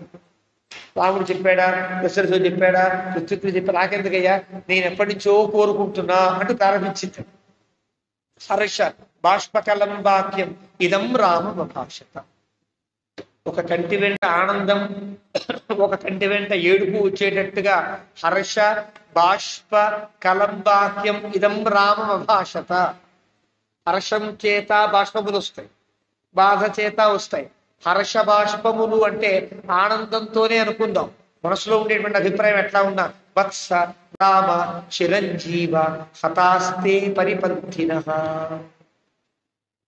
ఆయన రామ చిరంజీవుడివిక, హతాస్తే పరిపంథినః, నీ పట్టాభిషేకమునకు ఆటంకం కలిగించే ఆటంకములన్నీ తొలగిపోవుగాక.